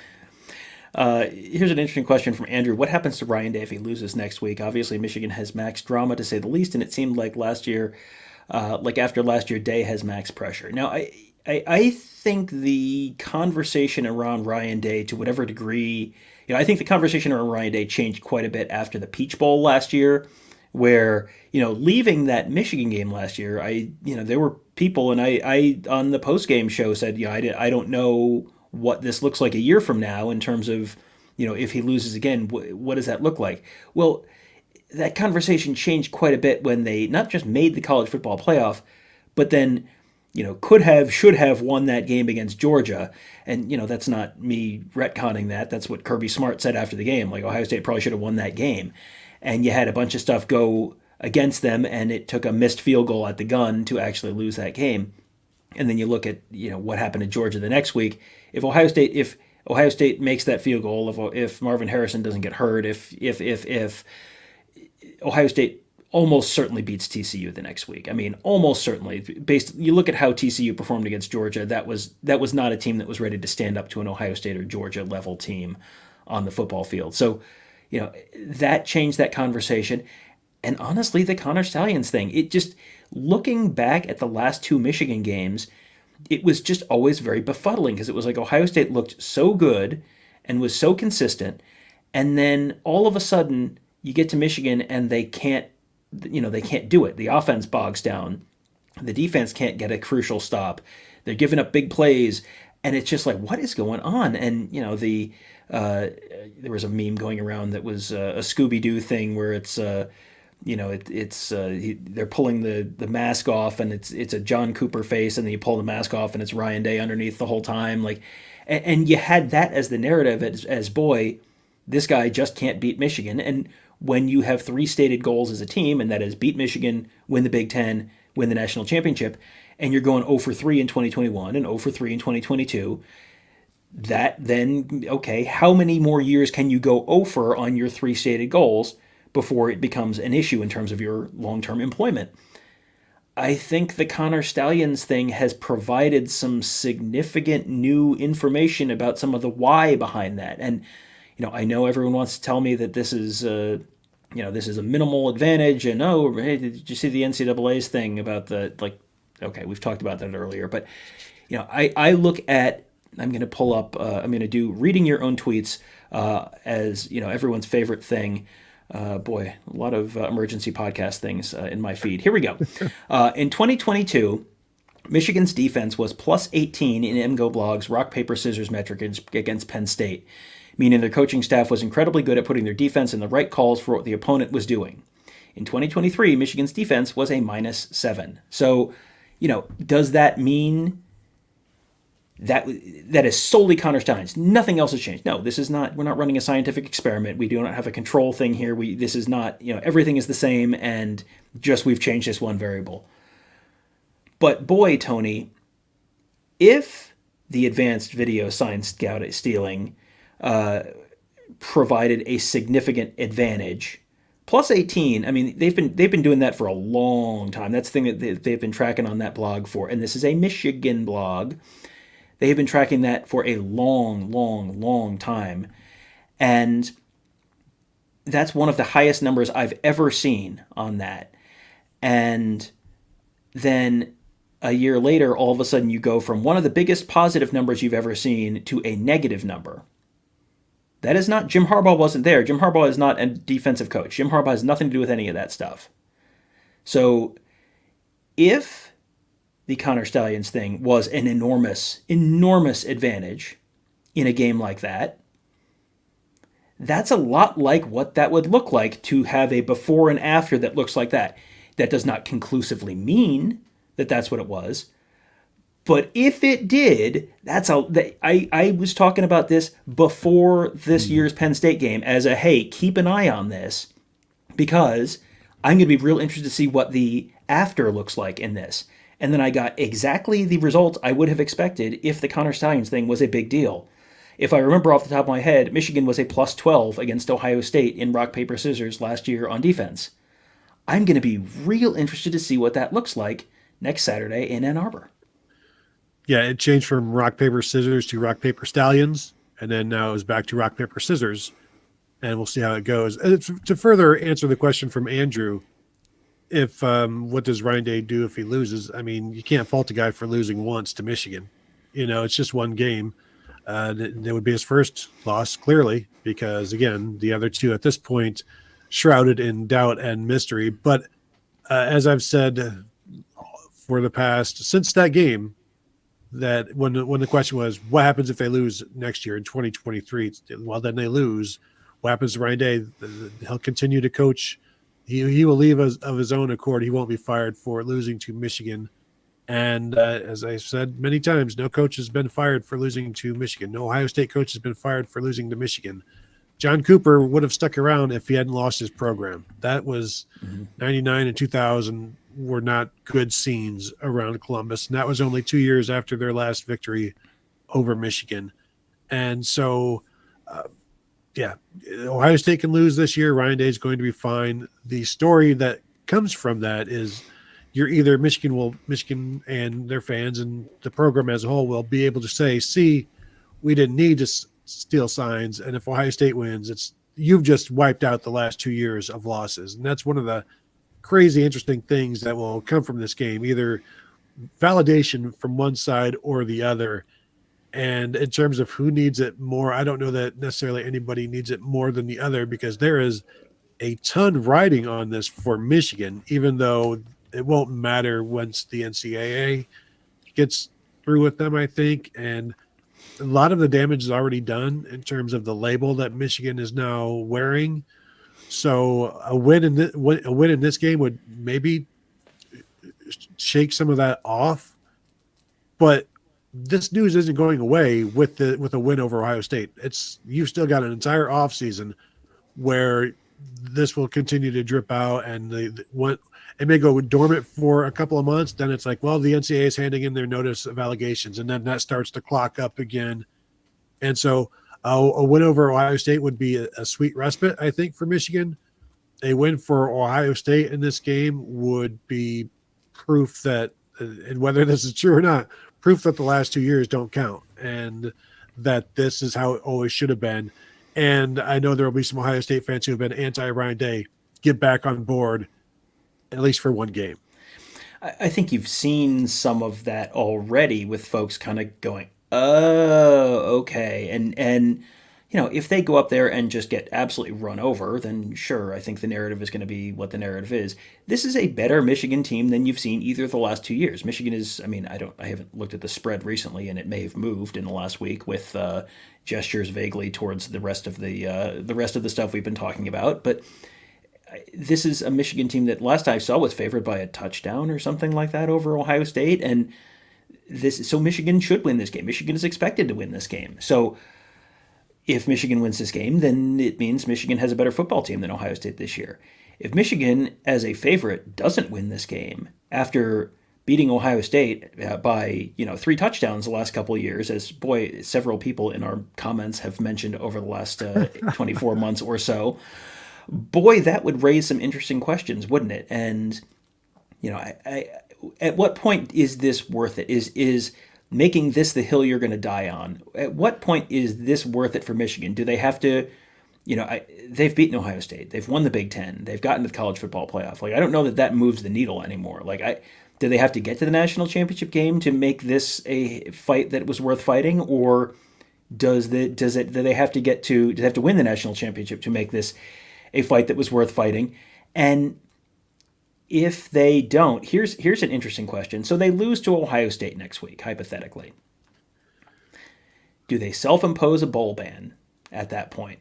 Hey, listen, we've seen the light. Now that we don't know, now that that's out of, is going to the Peach Bowl and playing Tulane or something, is that worth the, or do you fall on your sword at that point? And if you do, does that become, like, everyone sort of knows what's going on at that point, but, is that worth falling on your sword? I mean, this is all obviously very speculative, yes. But yes.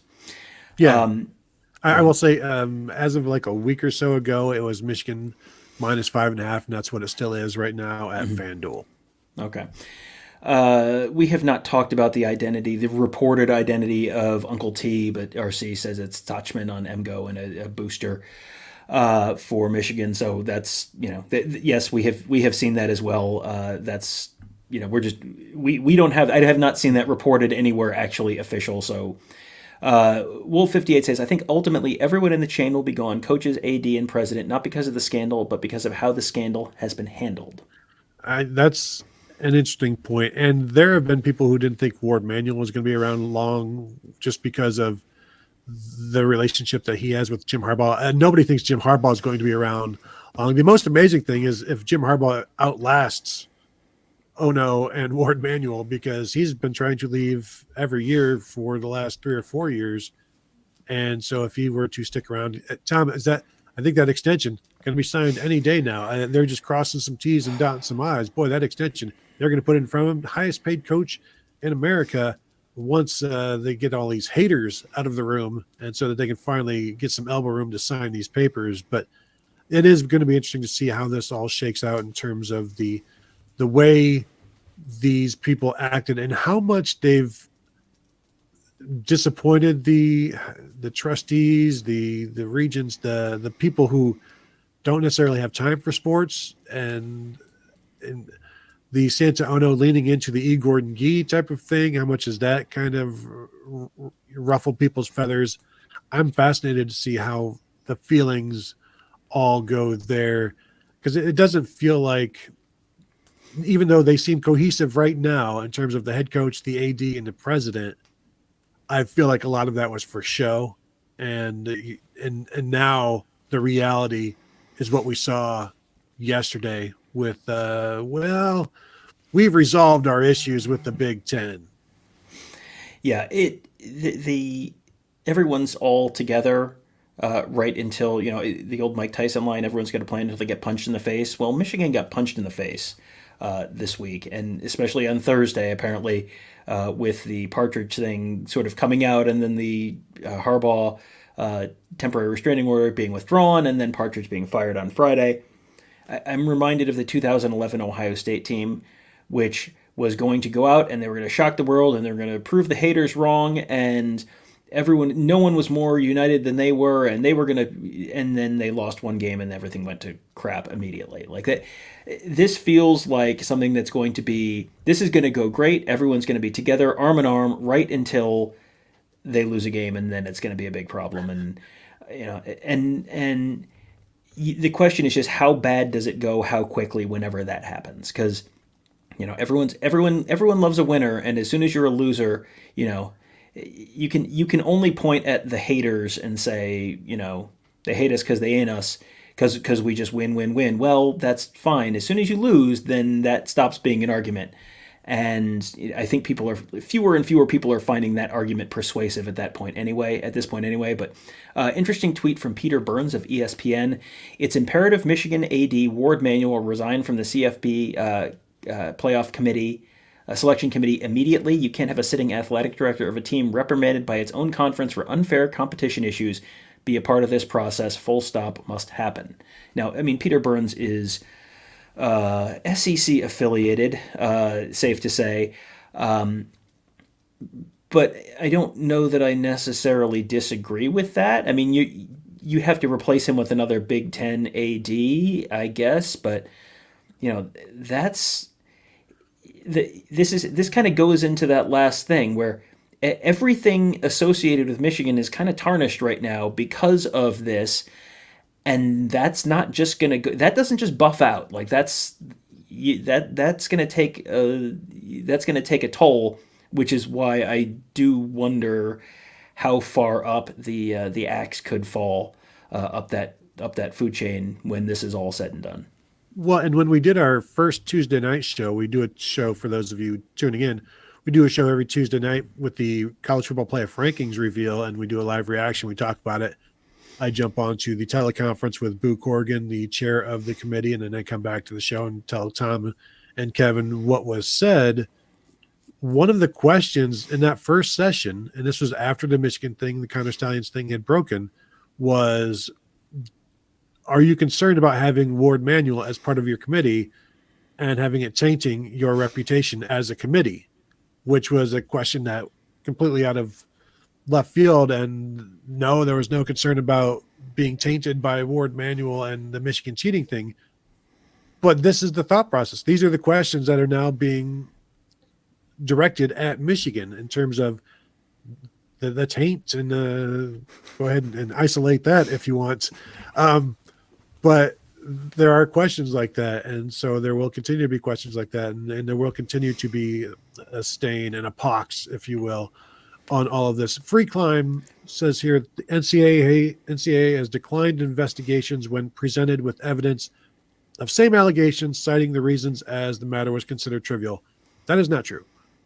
Tell me what same allegations against other programs are, because again, this isn't sign stealing. This is in-person scouting, electrical equipment usage. This is that. Show me some allegations of that proof. Not again, because remember, due process is very important here. We can't just operate in allegations. We need evidence from the NCAA, and until we have that, then it doesn't matter. Now, go ahead and show us some of that. If you can have somebody from the NCAA get into this chat, then we can talk to them. But allegations of same is not nearly evidence of anything, and the same is completely out of the ballpark, because when a lot of Michigan fans say everybody's doing it, everybody's doing it is the sign stuff in game that you're playing, trying to figure that out, or communicating. Maybe you have friends in the industry, coach buddies. That is not what we're talking. That is not what is getting Michigan in trouble. You need to focus on what is getting Michigan in trouble, not what everybody does. Focus on what the NCAA doesn't want Michigan to do, because that's the real problem. That's the issue. And whether that started because of some detective agency in New Hampshire or the Illuminati, it doesn't matter, because right now what is going on, what the NCAA is looking at, is what matters. Tom. Yes, it is. It is what matters. And I mean, the reference there, I think, is to a Baylor coach who got suspended for half a game, and that was like he went to a game that Baylor was not participating in, like with another coach or something. He did not go with the intention of scouting. He did not go and record any of this stuff. This was not a systemic thing. So, I mean, I get why people are pointing to that, but like it is exceptionally apples and oranges.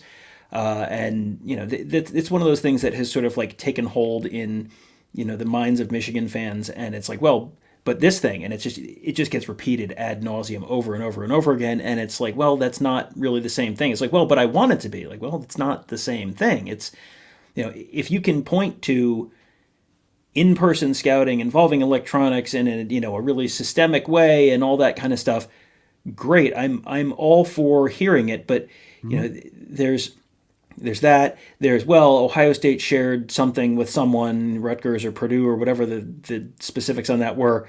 It's like, yeah, you're allowed to be at your own games. You're allowed to talk to other people. There's not a rule against that. There's specific rules against the in-person thing, and there's specific rules against the electronic thing. And while we're just running through the list of things, Tony, did you know that the NCAA considered removing the rule about in-person scouting? Did you hear? Have you been on the internet, Tony? Have you heard that? They considered removing it. Did they remove it? No. In fact, it is still in place. Okay. Oh, This is Ferris Khan says, I watch Michigan podcast. That is where I learned learned Ohio State's offensive linemen are tipping run versus pass on virtually every play with their stance before every play. I don't know if Ferris is a Michigan fan or an Ohio State fan, but if that was true, then you wouldn't have Connor Stallions having to, like the video that Adam King put out last week, where he's looking a couple weeks ago at this point, looking across the field and then immediately then starting to gesture, and he's not looking at the offensive lineman, and you don't need a sign stealer to look at the offensive lineman. You need a sign stealer to steal signs. That's what they do. yes. It's right in the name there. So Wouldn't need him there. would not need him there. Super chat from Uncle Rico. Will Harbaugh be coaching during the game next week? All it takes is an assistant/friend with him and a phone to send some text messages to the staff. Now, you're not allowed to have electronics on the sideline, correct? Because you are allowed to have them in the booth. Because that was another whataboutism, that there was a Purdue coach with an Apple Watch on in the press box on some game at some point. It was like, well, yeah, it's the same thing. It's no, the NCAA got rid of that rule, but I believe that was just the press box. But sure, you could do that. What is Jim Harbaugh adding to the mix here? I mean, the risk reward there is just not that's just not a thing to me that is something that no matter how reckless they're going to be, that seems like the risk reward there is just not, the juice is not worth the squeeze, as they say. Well, for one, it's not quick enough. And for two, if you've ever texted at a stadium with 100,000 people, you may not get those texts for about 3 hours. So you can't game plan around, we'll just coach via text. It won't work. For one, you need to make decisions quickly. And I'm just imagining trying to type out all of the things that you want to tell Sharon Moore, and it's like by the time you get it typed out, it's like the call is already needs to be happening. They're already punting. They've already decided to go to punt 4th and 1 from the Ohio State 31. They're punting there. Well, and something else is there is a delay on delay on TV, and it's a significant delay on streaming. I mean, even inside the stadium, it's there's a website called Stat Broadcast that is updated like after every play. And if you're watching at home, even after the play, a lot of times if you're on like Hulu or something like that, it'll be like a play or two behind. And even on live TV, it's 7 to 10 seconds behind live at the very least. Mm-hmm. So, if you're watching, from a hotel or whatever, you're not going to be able to do anything like play to play. And what is he going to text them? Run the damn ball? Like, okay, sure. I think they know his position on that matter. So, yeah, I go ahead. Do you think maybe that's what the second half of last week's game was? You know how sometimes you send a text or somebody sends you a text and it's just the same text repeatedly? What if Jim Harbaugh sent a text, run the ball, just once, like an encouragement at halftime? Hey, get out there, run the ball. And it just got sent like 30 times. And Sharon Moore's like, gee, my phone is blowing. All right, we got to run it. My phone is blowing up. And let's run it again. And maybe that's what that was. What other explanation could there possibly be? Super chat from JM. Is there any chance that the game won't happen? No. Like that has been... We have talked about a lot of really stupid, repetitive responses on this show. One of them is, this is all because Ohio State is scared and doesn't want to play the game. Like, I can assure you Ohio State wants to play the game. Ohio State would like nothing more than to win the Michigan game, send Michigan into the offseason, functionally into the offseason, and earn a spot in the Big Ten championship game. This is not Indiana where they're hoping to technically the rules say this is. They want to play the game. This is the idea that Ryan Day is scared is stupid. Ryan Day is pissed, I would think, is probably a more accurate. He has not commented on any of this. I would assume if he was going to emote something publicly about this, I would guess that anger rather than fear would be what is motivating this. Because if I felt like my whole coaching legacy and, the legacy of, there's been so much talk about, the poor Michigan players this year, you can't punish them. They haven't done anything wrong. Like, there are Ohio State players in 2021, Ohio State players in 2022 who had their careers ended with or their regular seasons ended, and guys skipped bowl games and all that kind of stuff because they didn't beat Michigan and they didn't go to the Big Ten championship game, and you didn't get a chance to play for the national championship when you were a national championship caliber team. Like, I would, if I was the coach and I figured out that this had happened, I would be pretty angry about that. So yeah, no, Ohio State is not ducking Michigan. Michigan, very obviously wants to play as many games as they can this season, because who knows what that life is going to look like after this season. So they want to play that game too. And more importantly than anything else, Tony, our good friends at the Fox Broadcasting Network would really like to play that game and sell you some pickup trucks and beer and whatever else they sell you between insurance or something. Is that a little bit of projection from the Michigan fans when they're talking about Ohio State not wanting to play the game because it was Michigan that didn't want to play the game in 2020? And it's like, once you've opened that can of worms and you've made that something that is, once you've normalized that, then you think that that's a thing that you can do. It's not a thing that you do. You want to play. Nobody wants to play this game more than Ohio State, I can assure you. And nothing barring the same thing that happened in 2020 will keep them from playing the game this time around. Tom, again, I don't want to interrupt with some Ohio State stuff, but the university has sent out their senior day honorees for Saturday's game for Ohio State. I can run through them if you want. I'm sure it is all anyone would possibly could possibly want. Yes. Then I won't. Fine, I won't. You've lost the opportunity for me to do that. Do we have another super chat in there, or is that a no? Okay, we finished that one. No, that is not. Yes. So I saw a. Did you see a list or did you just see a graphic? Oh no, I've got the list. If you actually want it, I didn't like your attitude, frankly. Let's go ahead and run through the list because, yeah, go ahead. Okay. Kicker Parker Lewis, quarterback Tristan Gebbia, walk-on offensive lineman Jack Forsman, offensive lineman Grant Toutant, walk-on quarterback Chad Ray, walk-on defensive back Andrew Moore, walk-on offensive lineman Quentin Burke, walk-on DB Cameron Kittle, offensive lineman Trey LaRue, walk-on tight end Patrick Gerd, Jaden McKenzie, defensive lineman, running back Mayan Williams, who is a redshirt junior, will be walking, linebacker Cody Simon, who is a true senior, who I think comes back, linebacker Steele Chambers, wide receiver Julian Fleming, as expected. Brian Hartline said that they've told the team if you have an opportunity to walk, you can figure out whether or not you're coming back later. He still has his COVID year if he wants to use it, just like Cody Simon does. Safety Josh Proctor, offensive lineman Matthew Jones, wide receiver Xavier Johnson, tight end Cade Stover, and linebacker Tommy Eichenberg. I wonder, Tom, if that is the order they will come out with Tommy Eichenberg being the last guy. That sounds about right, because we're the last. Wasn't Xavier Johnson the third to last, and then so you've got the three captains at the end. That sounds like the order they're probably coming out in. Yes. So Mayan Williams, I think, is the only surprise.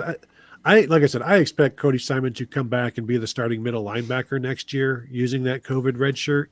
Mm-hmm. So if he left, that would kind of surprise me, but we'll know more about that later on down the road. We'll talk to them during bowl practice and things like that, and maybe next week as well, and the week after, not next week, but the week after, perhaps. All right, Tony, that's enough Ohio State football talk Sorry. on this Ohio State football channel. Super chat from Greg Bates. Win or lose, the team in the last 2 years will have an asterisk beside the records now with the footnote of being identified as cheating. And, I think the question is, will it have an asterisk beside the record, or will it be 0-1? Because we have seen that, that is people are talking about is the Big Ten going to vacate these wins? That is not a Big Ten thing. That is an NCAA thing, that the NCAA could vacate wins. And that seems like that is one of those things that the NCAA can do, and it doesn't directly harm future people affiliated with the school who don't have, who have nothing to do with it. The freshman who shows up in 2024, there's always the argument, well, you don't want to punish them. He had nothing to do with it. And, the same people making that argument are generally also making the argument, well, you can't punish us now because these players had nothing to do with it. And it's like, well, I mean, they didn't have anything maybe directly to do with it. Did they benefit from it? Sure. But, at this point, the decision has been made. There's not going to be any kind of, postseason ban or whatever for Michigan this year. So you can't punish us now. You can't punish us later. I mean, it's very much like the hey, you can't announce the Jim Harbaugh suspension on Thursday. You did it too fast. Yeah. You can't announce the Jim Harbaugh suspension on Friday. That's too close to the trip. You can't announce the Jim Harbaugh suspension next Monday. That's after that's hanging over their heads the whole weekend. Like there's no good time to punish us, so just don't punish us. In terms of what this looks like next year. I mean, this stuff broadly speaking that the NCAA is looking at is scholarship restrictions, vacating wins and championships, show cause penalties for coaches, that kind of stuff. I mean, I know that there's a TV ban thing in there. Let me assure you, there is not going to be a TV ban for Michigan. There's too much money at stake. So that's not going to happen. But you're potentially, depending on what's found, looking at show causes and NCAA and bowl bans and wins being vacated and that kind of stuff. That's more in the neighborhood of what you're looking for. And then just in terms of the severity, that's depends on what they find and if anything. Greg also says complaining about how it came out is like being mad at the officer that caught you drinking and driving. Like the checkpoint being like a violation of my civil rights, that sort of thing. Like this is entrapment. It's like don't drink and drive, and don't do it at a checkpoint, that sort of thing. And the how I got caught or whatever is obviously you can be mad about it, but it doesn't change the fact that the situation is still here. I'm trying to scramble through the Michigan record book to see if they count the 2010 game in their Ohio State record, how they have it listed, because it's always interesting when a game gets vacated by one university, whether or not the other universities go back and check it. I would have to think that if and I've said this before, if Michigan's 2021-22 seasons get vacated, Ohio State's media wouldn't have Ryan Day as having 2 losses to Michigan, would they? Like that's one of the first things they probably edit, and then they get it back out there with the new and improved media guide for you here, with Ryan Day being whatever, and the 2 losses in 2021 and 2022 are no longer there. Here's an interesting thing. How many times will Michigan celebrate win number 1,000? Vegas has the over-under at 3. I'm going to say I'm going to take the under on that one for sure, but I would probably take the over on 1.5 because I think they probably get number 1,000 this weekend at Maryland, and I think I'm probably expecting some of those to be vacated. So then it's then it'll be once again there will be win number 1,000 at some point in the future. I don't know how big the gap is between Michigan and Ohio State. I don't know. Yeah, I think it's 35 or 40, something like that. Yeah. I think Ohio State's second as well. So if you do get 3 years of games vacated, you could actually theoretically have Ohio State, close enough to Michigan that if Ohio State has better seasons the next few years, that Ohio State could get to 1,000 before Michigan does. I'm sure that will go over great if that happens. Right now, Ohio State has 36 wins. Behind. And so 2021, they were 12-2, 12-1, right? No, 13. They won 13 games, right? Didn't they win 13 games in 2021? I will have that information for you very quickly, Tom. In 2021, they were 12-2. And then last year they were 13-1, 12-1, 13-1. So 25 wins the last 2 years. 25, and then this year and this is, who knows what they're going to do? Is this going to be you vacate all the wins while Stalions was on the staff? Is this the whole season? Is everything tainted because of the stuff that came out today about Chris Partridge? We don't know, but I mean this is you're in the realm where, if Ohio State's 36 wins behind Michigan right now, and then Michigan vacates 3 seasons worth of wins, that's, it's already 25, and they're 10-0 now, so there's 35. So, yeah, that's. And even if it's from when they got rid of Stalions, it's still like 32 because there was 7 games, and then what happens if everything is vacated? That's not the only punishment. You're going to have scholarship reductions. Things are not going to go well. You wouldn't expect Michigan to continue at the 12 win per season pace once the NCAA gets involved. So that's going to be an interesting race for 1,000. Now, I will say one spot, one win behind Ohio State, Alabama. Yeah, and that's yeah, you could see. Well, we're having lots of conversations about the future of head coaching at Michigan, and we've had the conversation about Ohio State. How long is Nick Saban going to be there, and who's going to take over for Nick Saban, and will that thing just keep on rolling with whoever gets to stand on third base at Alabama after Nick Saban? That this could be a real horse race if this all does happen as it could. And frankly, I think Michigan's losing what 40 something seniors after this season, 44 seniors, something like that, and potentially a lot of other guys. Jim Harbaugh said over the summer that he thought they could have 20 players drafted. I don't think that's probably going to be anywhere close to that. But even if it's 12 to 14 guys drafted, that's a lot of guys you got to replace. A lot of big name guys, a lot of the guys who are making this team what it is. And then what does the coaching staff turnover look like after this season? And I don't know that I'm expecting Michigan to go 11-0 into Columbus next year. What Tony? What with the caveat that obviously we don't know anything about anything right now in terms of what the punishment is going to be and when it's going to come down and all that kind of stuff. How many points would I have to give you in order for you to take Michigan, basically blindly right now in Columbus next season? Michigan, a 5.5 point favorite this year. How many points would I have to give you in order to take Michigan in Columbus next season? I feel like the answer might be 14. I was thinking like 17 and a half, something like that. Because the thing about the seniors leaving, with all of this going on, if something happens, well, there's only so much time for something to happen.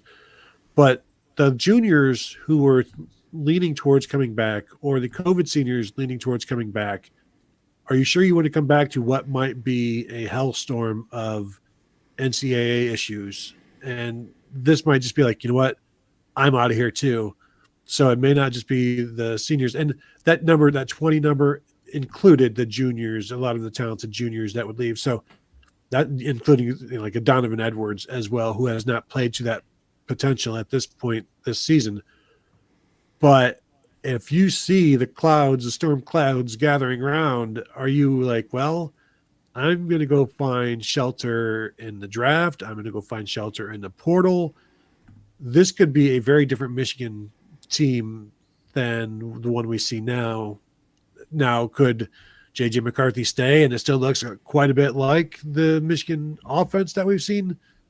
Maybe, but at this point, if a quarterback sticks around, although it is a pretty good, it's pretty good quarterback draft, these are all things that they're going to have to weigh. And I think maybe the biggest decision, one of the biggest decision-making factors there is how bad is the NCAA going to hammer Michigan, and do I want to be here for that, or would I just rather be somewhere else? So I think there's going to be some things to weigh there.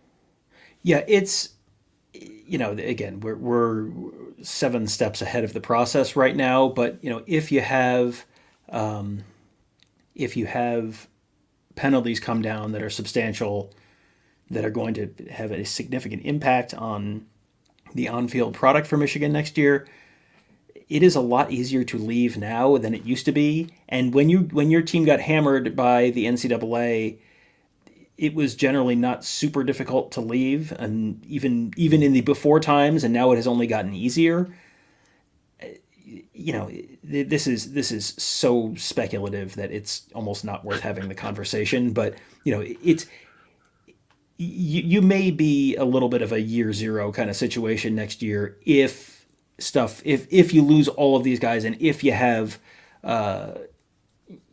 punishments come down, and if you have guys go into the portal and all that kind of stuff. And Michigan has really lived with that lived through the portal in recent years, bringing in, they have not recruited incredibly well. You go through the year by year recruiting rankings and they're in the low teens a lot of years, and they're not recruiting like a team that should be going 12-1 most years.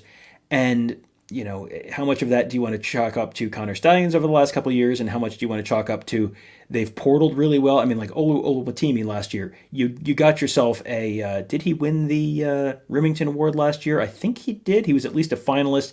You got yourself a All-American caliber offensive center out of the portal. How attractive of a portal destination is Michigan going to be in the next year with, not even just the when the penalties are issued, it's the uncertainty. Because guys are making their portal decisions in January. Guys are making their portal decisions even after spring ball in, April, May.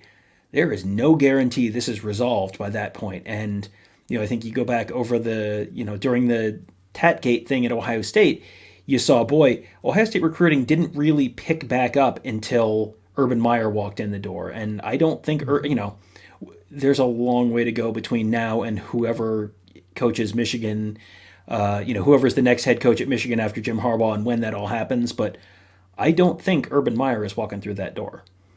I can guarantee it that he is not. Looking at the schedule just for Michigan next year, they've got a really good home schedule.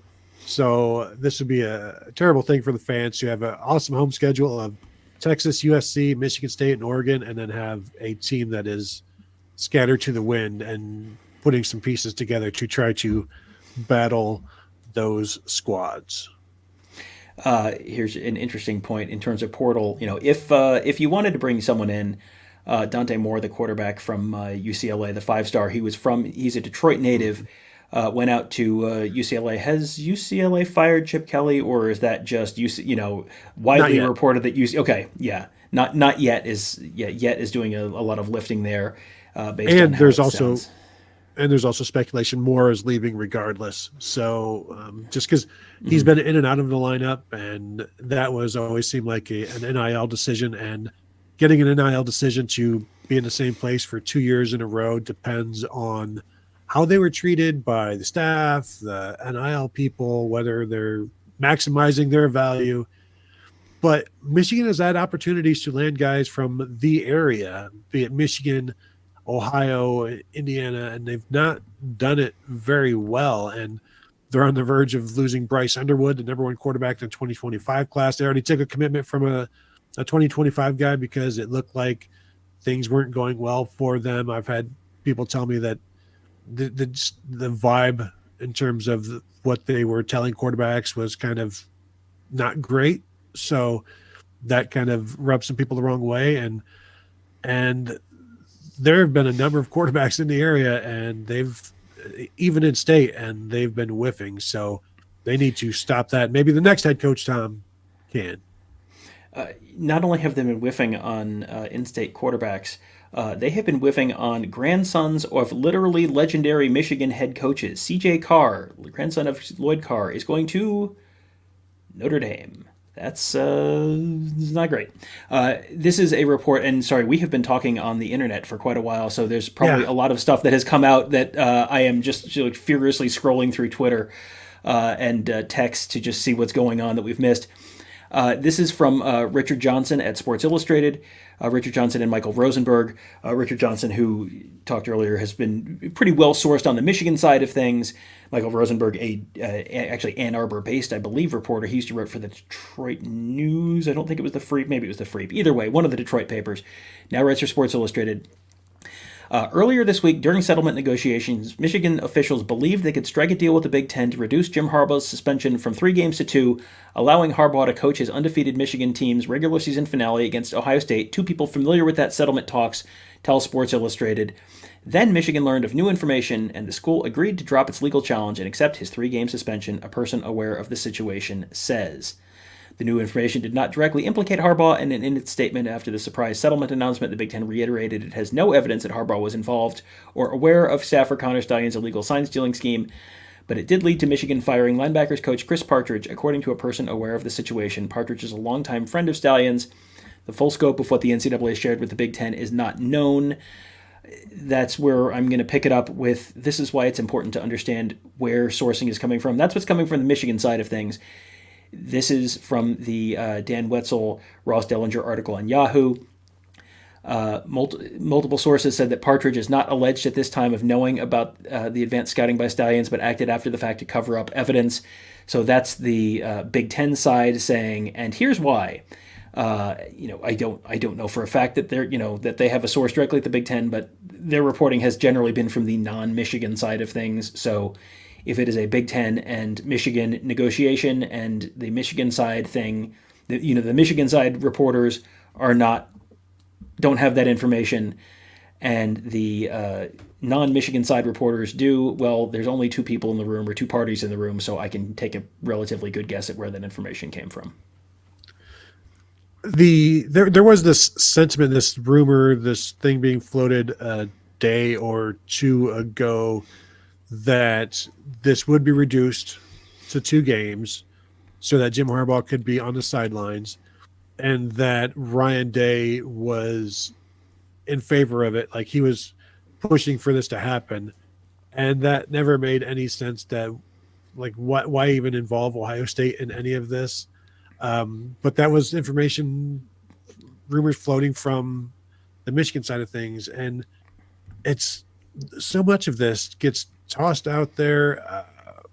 And it feels like, I think we've said it before in the 3 hours that we've been doing this, that these are hopeful tidbits being thrown to some people from, like, the very best set of circumstances is that this will get reduced. We're pretty confident that, I'm very confident. In fact, I believe this is going to happen, where the people providing the sources are almost like talking themselves into being right. Like, I'm pretty sure, yes, this is what's going to happen. And then they present that to reporters, and the reporter puts it out there as it is presented to them, when some of these sources need to live more in reality, and rather than the land of hopes and dreams, of wind and ghosts, if you will.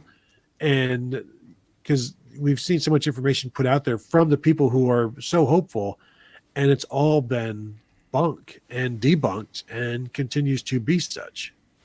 And here's an interesting update from Pete Thamel, because I'm going to read you again the Yahoo reporting.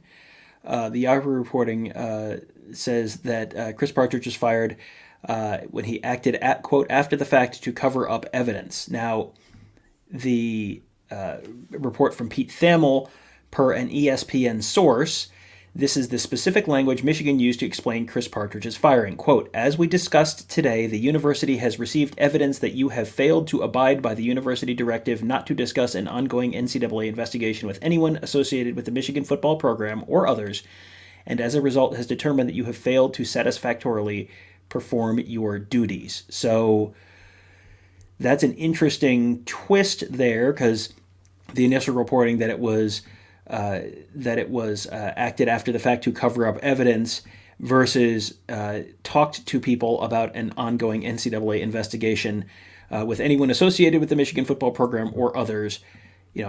Those are two different things. They do not have to be mutually exclusive. Those can both be true. That's, but that's the interesting. That's the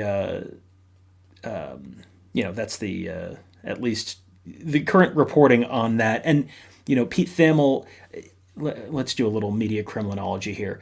Pete Thamel's reporting has been throughout this probably sourced more towards the non-Michigan side of things than the Michigan side of things, just based on what he's reporting, when he's reporting it, some of the reporting in there. You can tell Dan Wetzel's talking more to the Michigan side of things. You can tell Pete Thamel's talking more to the non-Michigan side of things.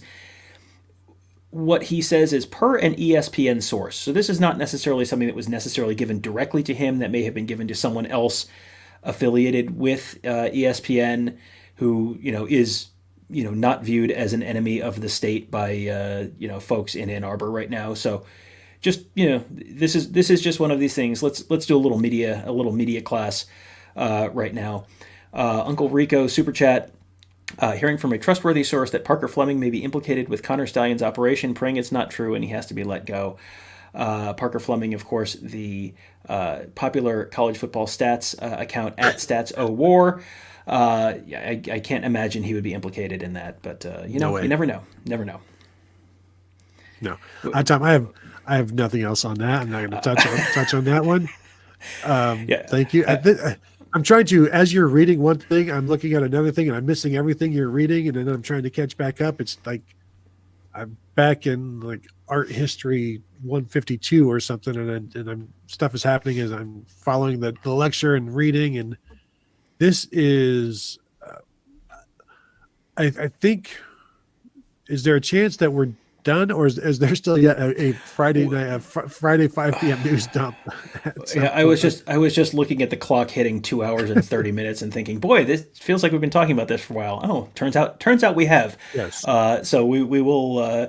Yeah, what level of confidence that you have that we're not back on here at some point tonight with some new crazy? I mean, like this feels like this is some kind of a conclusion. Like it's we sort of close the loop on the thing from Thursday.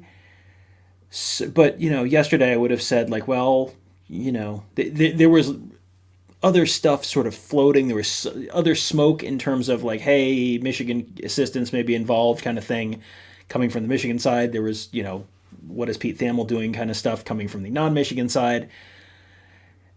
Maybe we've kind of closed the loop here, at least for the short to medium term. But when do you do a news dump, Tony? When you have news you don't want when you have news you don't want a lot of attention on.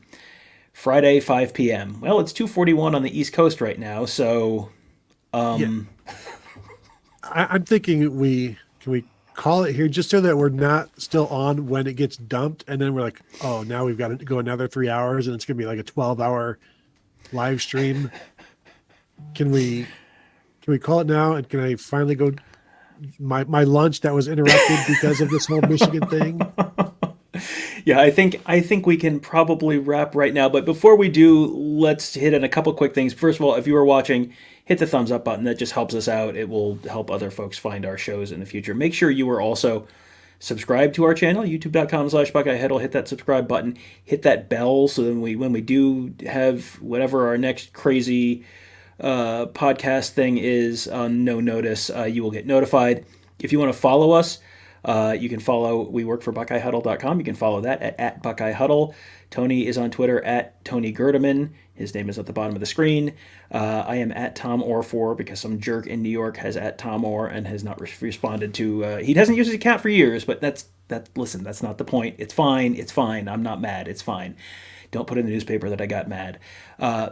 You can follow us on Twitter. That is, I have regrettably frequently been using the emergency podcast scale graphic. So if you want to know when we are, have an emergency podcast watch versus an emergency podcast warning, that is a good place to find us as well.